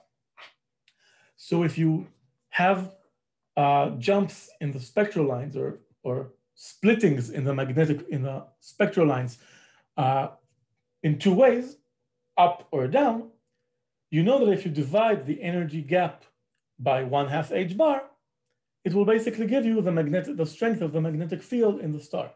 Because a splitting in two will typically be a Zeeman splitting. It will be a splitting caused by the magnetic field in the star interacting with the spins of the electrons. So there's a lot of information here you can gain by analyzing spectral lines from stars. Here on the right bottom is shown even another one. This is an indirect way to measure the surface gravitational potential, or if you want, we'll see it's related to the density of the star. The reason for that is indirectly that if gravity is stronger, that will typically mean that pressure is stronger. That will mean that velocities in the gas will be higher, right? That's ideal gas law. When you increase the pressure, you increase velocity. But that velocity will, of course, introduce a Doppler shift. It means that even the atoms in the stellar atmosphere have different velocities relative to you. So molecules randomly moving away from you or towards you will have different Doppler effects. And so the lines will not be sharp. The spectral lines will be spread out a bit. And the more velocity dispersion you have, the more they will be spread out. And this is what we see here. You can compare, for example, a white dwarf, which is about the mass of our sun, but very, very tight, about the size of the Earth. So 1,000 times smaller than the sun. That means that gravity is much, much more strong than in the sun. And so you can see that some of these spectral lines, some of them are missing because white dwarfs have no hydrogen and there are other elements missing. But even the lines that are common to them, you can see are much more blurred. They're spread out. And this spreading is an indication of high pressure and high gravity. The opposite case is a blue giant here on the bottom, where you can see that the lines are much, much sharper. Even the same lines, they're sharper because gravity is much weaker. And so there's less velocity dispersion. And so there's less of a Doppler effect. And the lines are just exactly where they should be. Okay, so again, a spectral analysis of spectral lines in radiation from stars gives you a lot of physical information about what's actually happening inside the star. Magnetic field, chemical composition, temperature, gravity, a lot of information you can get just by doing these spectral analyses. It was a huge improvement in astrophysics when people started using spectrographs and later realized the physics causing these different spectral effects. Okay, so this I think we already talked about. We talked about the spectral lines being the result of transitions between allowed states or allowed energy levels in atoms, either ions or hydrogen-like atoms. We talked about basically any atom that's spherically symmetric, if you only look at the outer shell, it looks like it's a hydrogen atom, even if it's not just hydrogen. And so we can learn a lot from it. The only difference typically will be Z, the atomic number, the number of protons that determines the Coulomb potential in which the electrons live, the radius, and the level number n determining the energy. Transitions from level n1 to n2 will give you energy related to the difference in the Coulombic energy between them. So z squared over n squared, basically. 1 over the energy will give you the wavelength, again in units of converting with 12,400 angstrom electron volts, and you can do all these different hand waving or easy envelope, back of the envelope calculations using those kind of standard numbers in chemistry or in physical of chemical bonds and chemical and physical atoms with the Rydberg constant, which is about 13.6 electron volts, matching a typical distance of a certain number of a typical wavelength that you want for these transitions. More interesting than the math is that you can actually see it with your eye. Here on the left is the Balmer series. So that's transitions in the hydrogen atom from a certain level N2, which is 3 or above, down to N2 equals 2. So transitions to N equals 1 in hydrogen are too energetic, so they're outside of the visible band. But transitions to N equals 2 are mostly in the visual band, and you can see them here. You can see them from basically extending from the red to the blue, and the reason that they get denser and denser and denser on the right is because at some point when N grows too much, when N goes to infinity, you're basically ionizing the hydrogen atom. You're bringing the electron to energy 0, which is no longer bound. So these are energy levels are just kind of becoming denser and denser until the cutoff, which is the ionization energy of hydrogen, which is 13.6 electron volts. Okay. So these absorption and emission lines here shown as emission lines are something very physical and very easy to see if you can manage the spectral graph, which separates them apart from each other. Okay, we talked a little about some of these corrections to the spectral lines and spectral transitions. We talked about the magnetic ones. So those are shown here on the left, called the Zeeman splitting, with the magnetic field causing a split between energy levels depending on the spin of the electrons or the angular momentum of the electrons with or against the magnetic field. What's interesting to see in this left picture here is that it's actually a simulation or an analysis of spectral lines from sunspots from our own sun. Sunspots are now known to be related to magnetic activity, and they're known to be related to magnetic activity because they show this Zeeman splitting. So it's the electromagnetic, it's a magnetic interaction between the electrons and the magnetic field, which causes a standard spectral line outside of a sunspot, where there's a very weak magnetic field, to split into 2 or 3 or more, or however many number of lines you have, depending on the options for L and for M. And the splitting comes directly from the magnetic field interaction. So that's a type of what's called a fine structure correction. N gives the energy level at the coarse resolution. So the main energy level is determined by the number N, but L, M, and even the spin MS, or the spin number, they give all these minor corrections, the fine structure corrections, which are typically weaker than the main interaction by a factor which is called the fine structure constant, alpha, equal to about 1 over 137. So fine structure corrections are typically about 1% of the main differences between energy levels. But if your equipment is good enough to see 1% deviations, then you can do fine structure analyses of spectral lines and get even more information about magnetic activity and other things happening in the star, like interactions with the magnetic moment of the electrons and the spin magnetic moment of the electrons and the magnetic field outside. Something you can do even without very special equipment. You can do this at home if you take a potato and an electrode. A potato is very rich in salt. Salt has sodium, right? NaCl, it's sodium chloride. And sodium has two lines called the doublet, which are very close to each other, but there's a splitting because of this fine structure splitting because of the magnetic interaction. And so if you look at the transitions in sodium from the 3p level to the 3s level, so n going from 2 to 1, L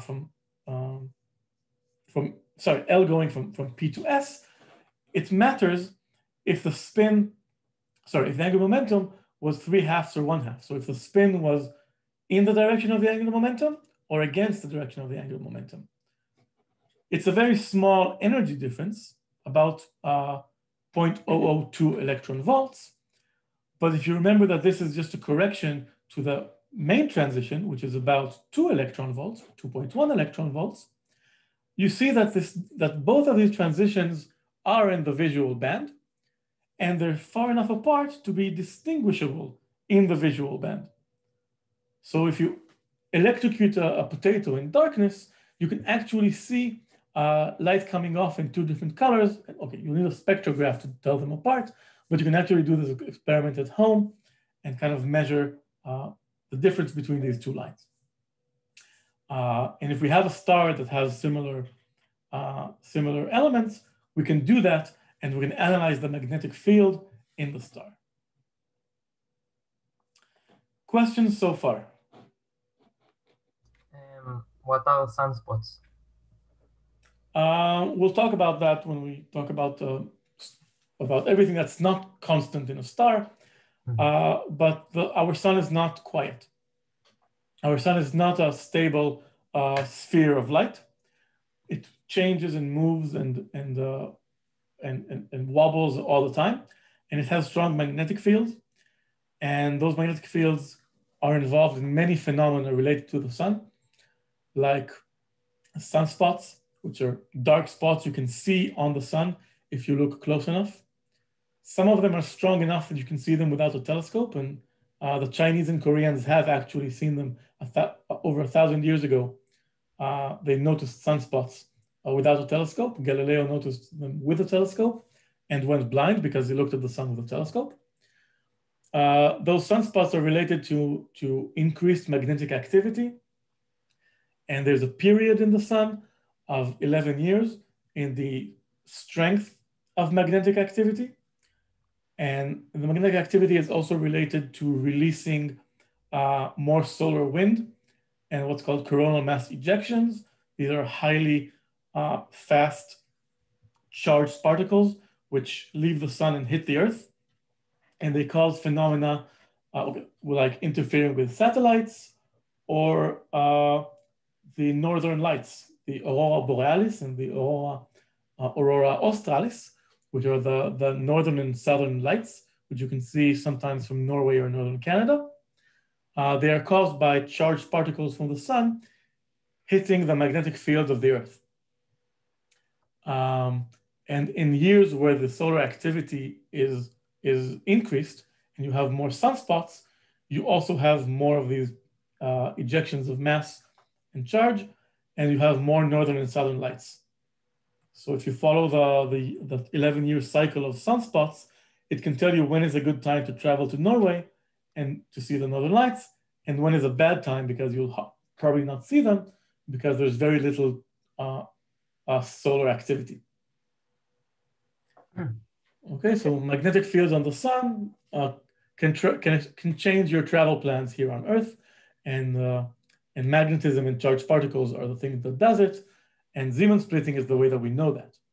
because we can measure the spectrum of the sun and infer the magnetic field inside and outside of sunspots, even without actually going to the sun with a magnet. Okay, we mentioned earlier that electrons were fermions and that photons were bosons. I don't know if you mentioned that, but photons are bosons. Those are two types of quantum particles. And the difference is the question of whether you can have two of them in the same state or not. So before we had quantum mechanics, the standard thermodynamical or statistical thermodynamical distribution of particles was the Maxwell-Boltzmann distribution. And that tells you that if you have a certain ensemble of particles, which are identical, and you have some energy to distribute between them, then you'd typically have more particles at certain energies and maybe fewer particles at much higher energies. And there's a competition between two different processes or phenomena. One is that the more energy you have per particle, the more degrees of freedom you have to distribute that energy. For example, if it's kinetic energy, then a particle with higher energy has higher velocity, and then it can travel in more directions. Because if you think of it as some sort of quantized thing, or look at phase space, you have more options for a particle with 100 electron volts than a particle with 1 electron volt, because it can travel in more directions. It has more energy to distribute amongst its kinetical degrees of freedom. On the opposite side, a single particle with a lot of energy is something that's hard to produce, because when particles hit each other in random, typically energy will go from the particle with high energy to the particle with low energy, and not the other way around.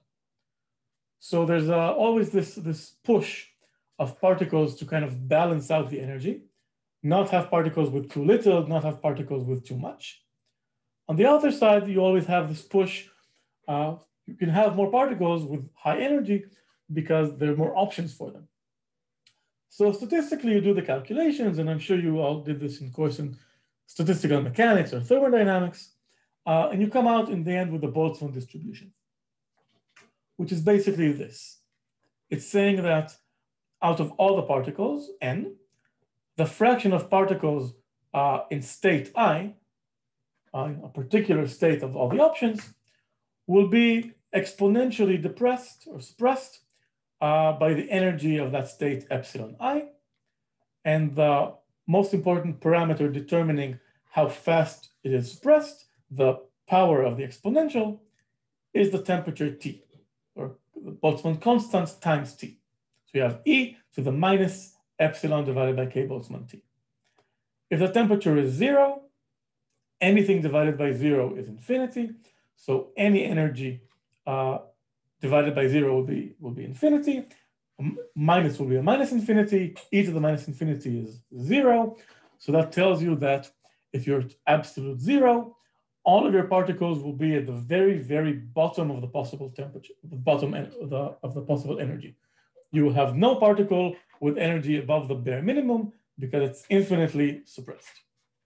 But at any temperature above absolute 0, you'll have some distribution. And if T is much higher than all of your energies, then there will be very, very little difference and very little effect to this exponential suppression factor. And you'll have particles basically evenly distributed between all the different energies, maybe weighed by this G factor, which measures the degeneracy of the state. So how many different options you have for that state. In other words, the log of the probability of a certain state goes like minus the energy of the state divided by the temperature. So the probability itself is proportional to E to the minus energy divided by temperature. And that's what we have here on the bottom. For an ideal gas, we complement this energy suppression, this exponential suppression of the energy temperature by the number of degrees of freedom, which goes like the velocity squared, that's this number here. The reason for that is that if you have a certain velocity, then you can have it pointing in any direction in space. So that's basically basically 4 pi v squared. It's the surface area of a sphere of velocities with a radius v. So that is this 4 pi v squared. It tells you that the higher the velocity, the more options you have to orient that velocity. Goes like v squared. The energy of the particle is mv squared over 2. That's just kinetic energy of a low velocity particle, divided by k Boltzmann T, the Boltzmann constant and the temperature, and this is the exponential suppression. So this is the ideal velocity distribution for an ideal gas.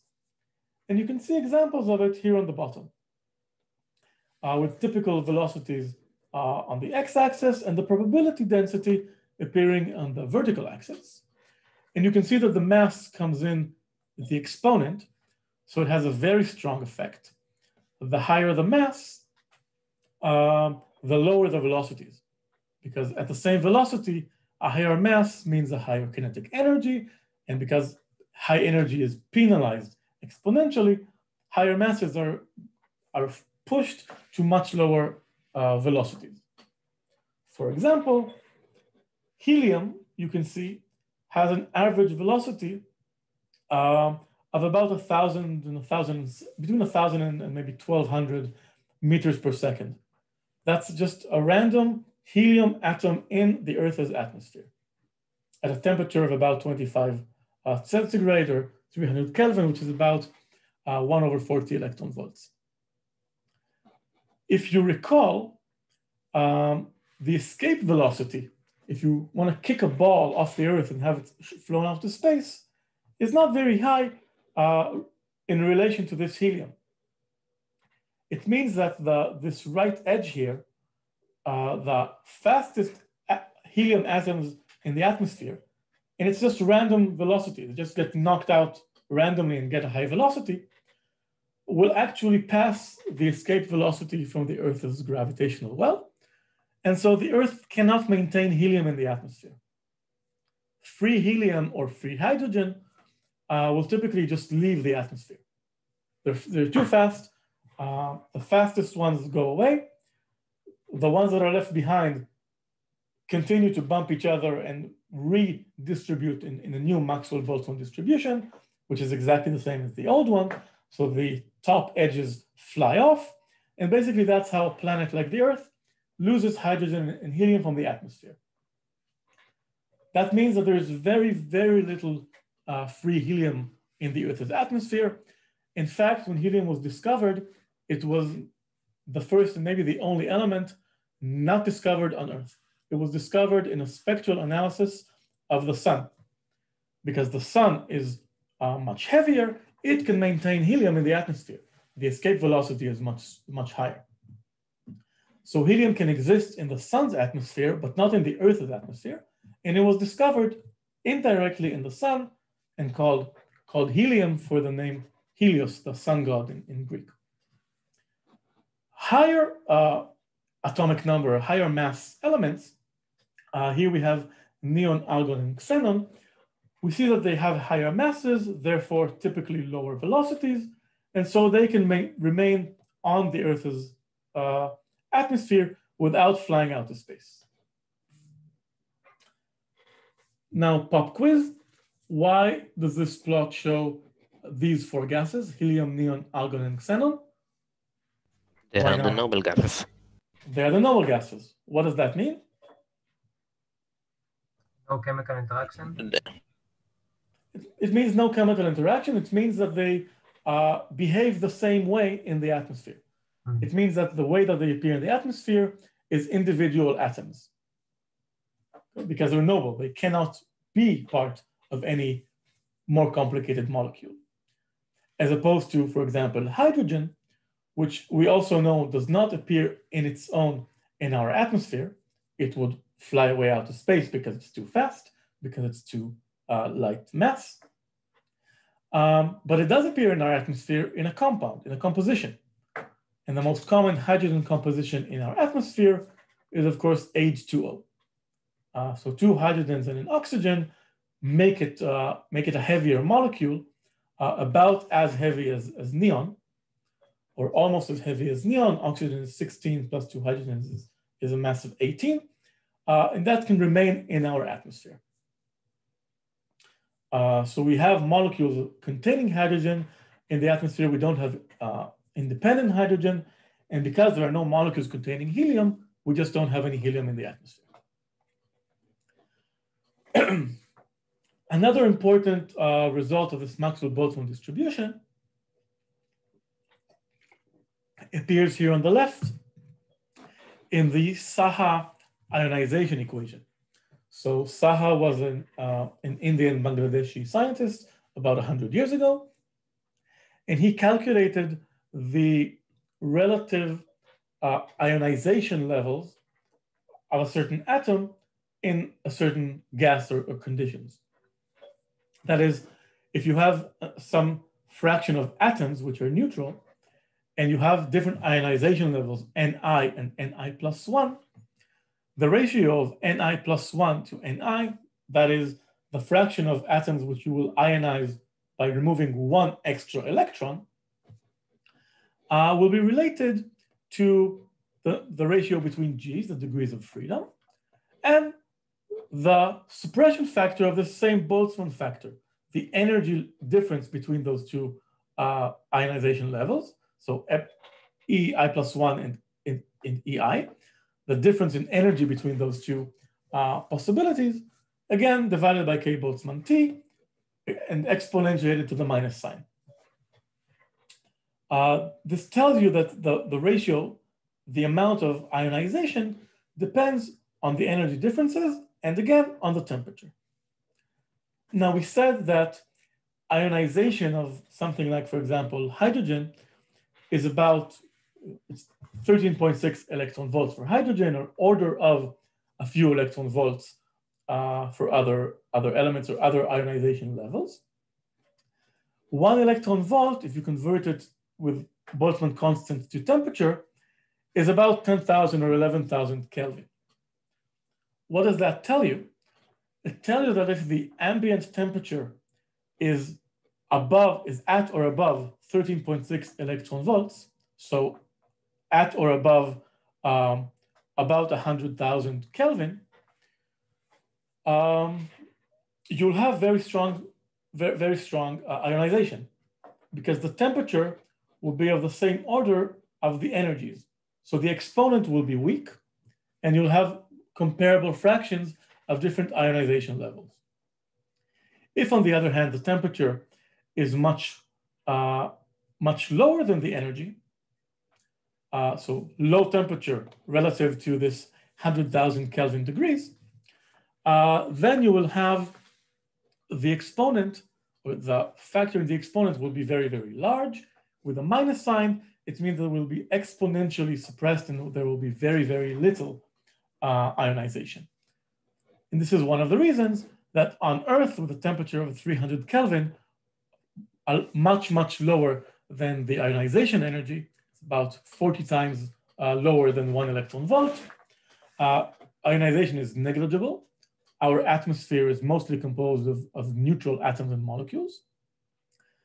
On the other hand, in the center of the sun, where the temperature is about 1,000,000 Kelvin, much higher, 200 times higher than an electron volt, you can basically expect all atoms in the sun to be ionized, in the core of the sun to be ionized. So first of all, you expect all chemical bonds to break apart. That's at the level of 1 electron volt.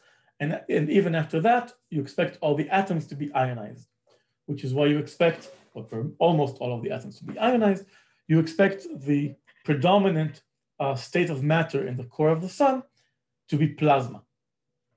Okay, it's plasma because it's highly ionized.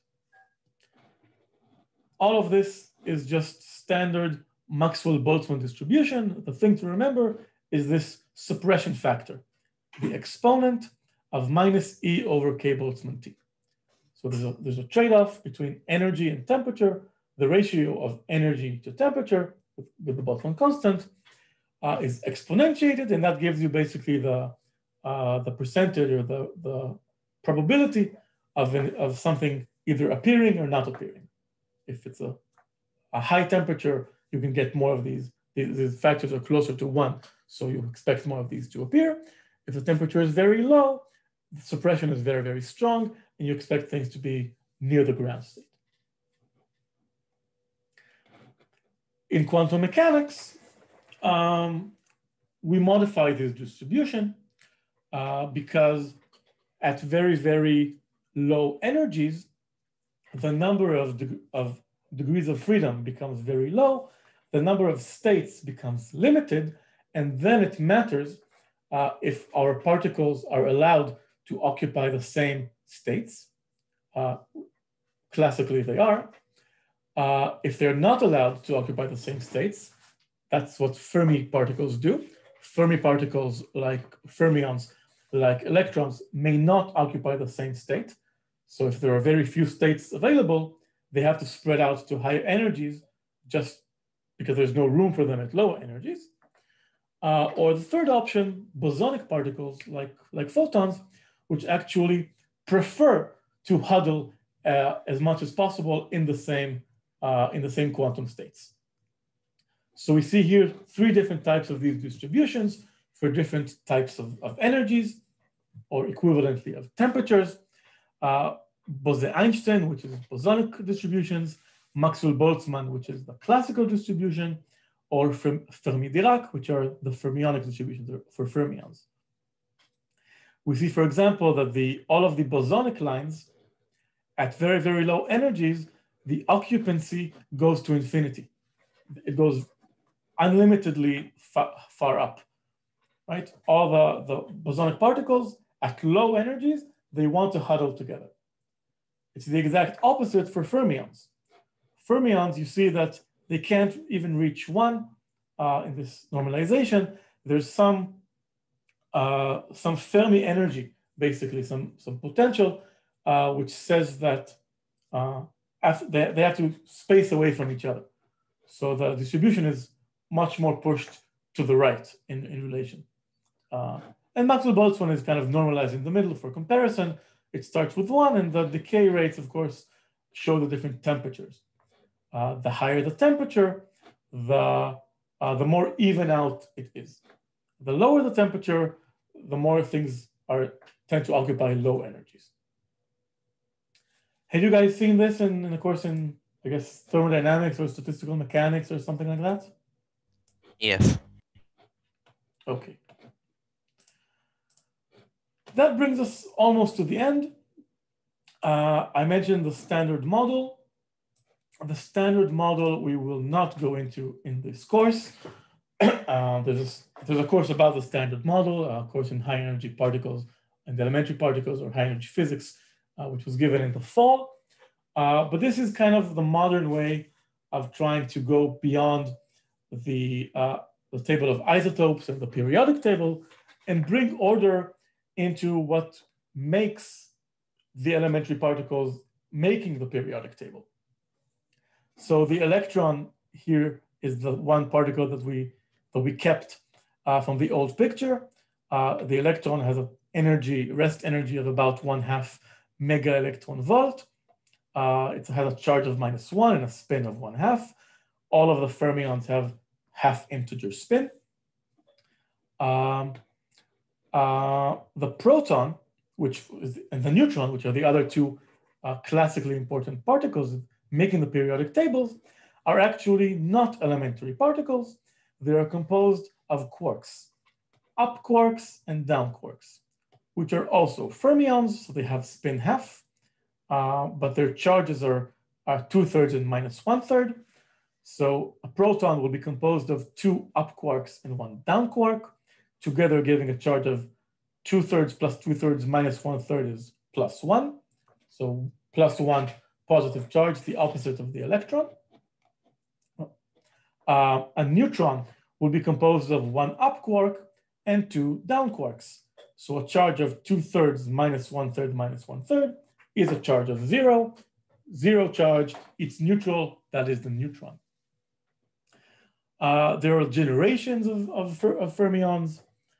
So the up quark has a version that's called charm and top, and the down has a strained bottom quarks. We will not talk about them anymore in this course. It is interesting that the electron does have counterparts, which are important astrophysically. The muon and the tau. They both behave almost exactly like the electron, charge of -1, spin 1/2, fermions with charge -1. The difference is that the muon is about 200 times heavier than the electron, and the tau is again almost 20 times heavier than the muon. So they're kind of versions of very, very heavy electrons. And because of this, this added mass, they're actually not stable particles. They tend to go through weak nuclear interactions or interactions of the weak force and decay into other particles.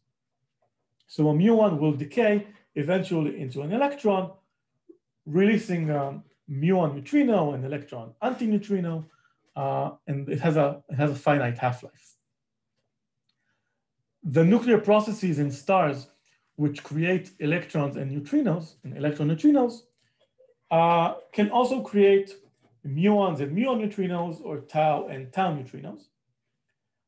And these same neutrinos are therefore interesting to watch, and they're one of the particles that we watch for or search for when we do modern astrophysics. We look for neutrinos and antineutrinos coming from stars, supernovae, and other astrophysical phenomena. On the right, the photon you already know. That's the bosonic particle, which is in charge of the electromagnetic interaction. The G gluon is a bosonic particle which keeps the nucleus together. It interacts with the quarks in mediating the strong nuclear force. So that's involved in all of the strong interactions and in keeping the nucleus together or breaking it apart. And the bosons here on the bottom are bosonic particles mediating the weak nuclear interactions. So they're in charge of changing generations, for example, between electrons, muons, and taus, or in converting between up charm and top. And they also do types of involved in decays of nucleons. For example, the change of a proton to a neutron or a neutron to a proton ultimately relies on the conversion of an up quark to a down quark or a down quark to an up quark. And that necessarily has to involve a charged W boson in a weak interaction, which would then also release an electron neutrino or positron and anti-electron neutrino.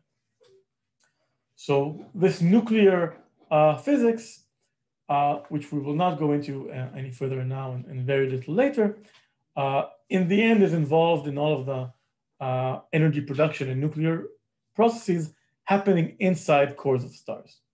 So astrophysics is still not separate from elementary particles.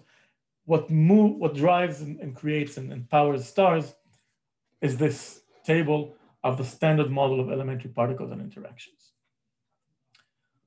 Also shown here on the right is the Higgs boson, which is entirely not needed for this course, but I'm sure you've heard about in recent press and popular media. And not shown is the graviton, which is a particle we have not yet discovered, but we think should exist, which is an elementary particle which should mediate gravity. But we don't have quantum gravity yet, so that's for the next generation of physicists to discover. Any questions?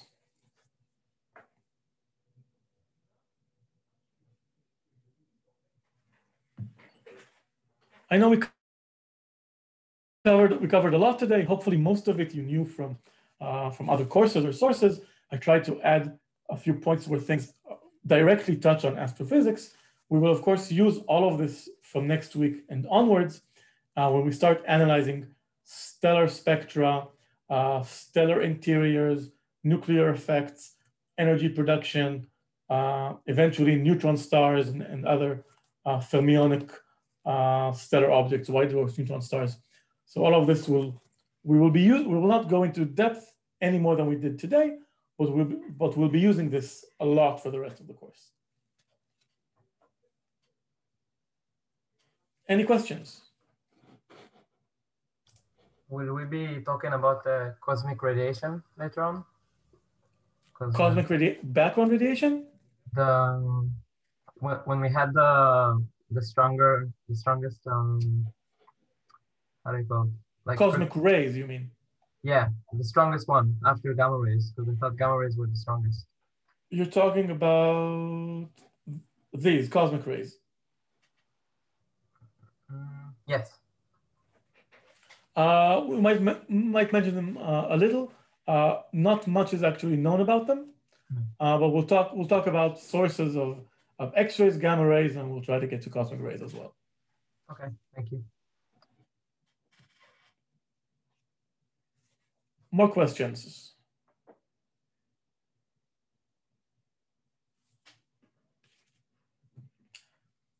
Okay. If not, I'll stop the recording and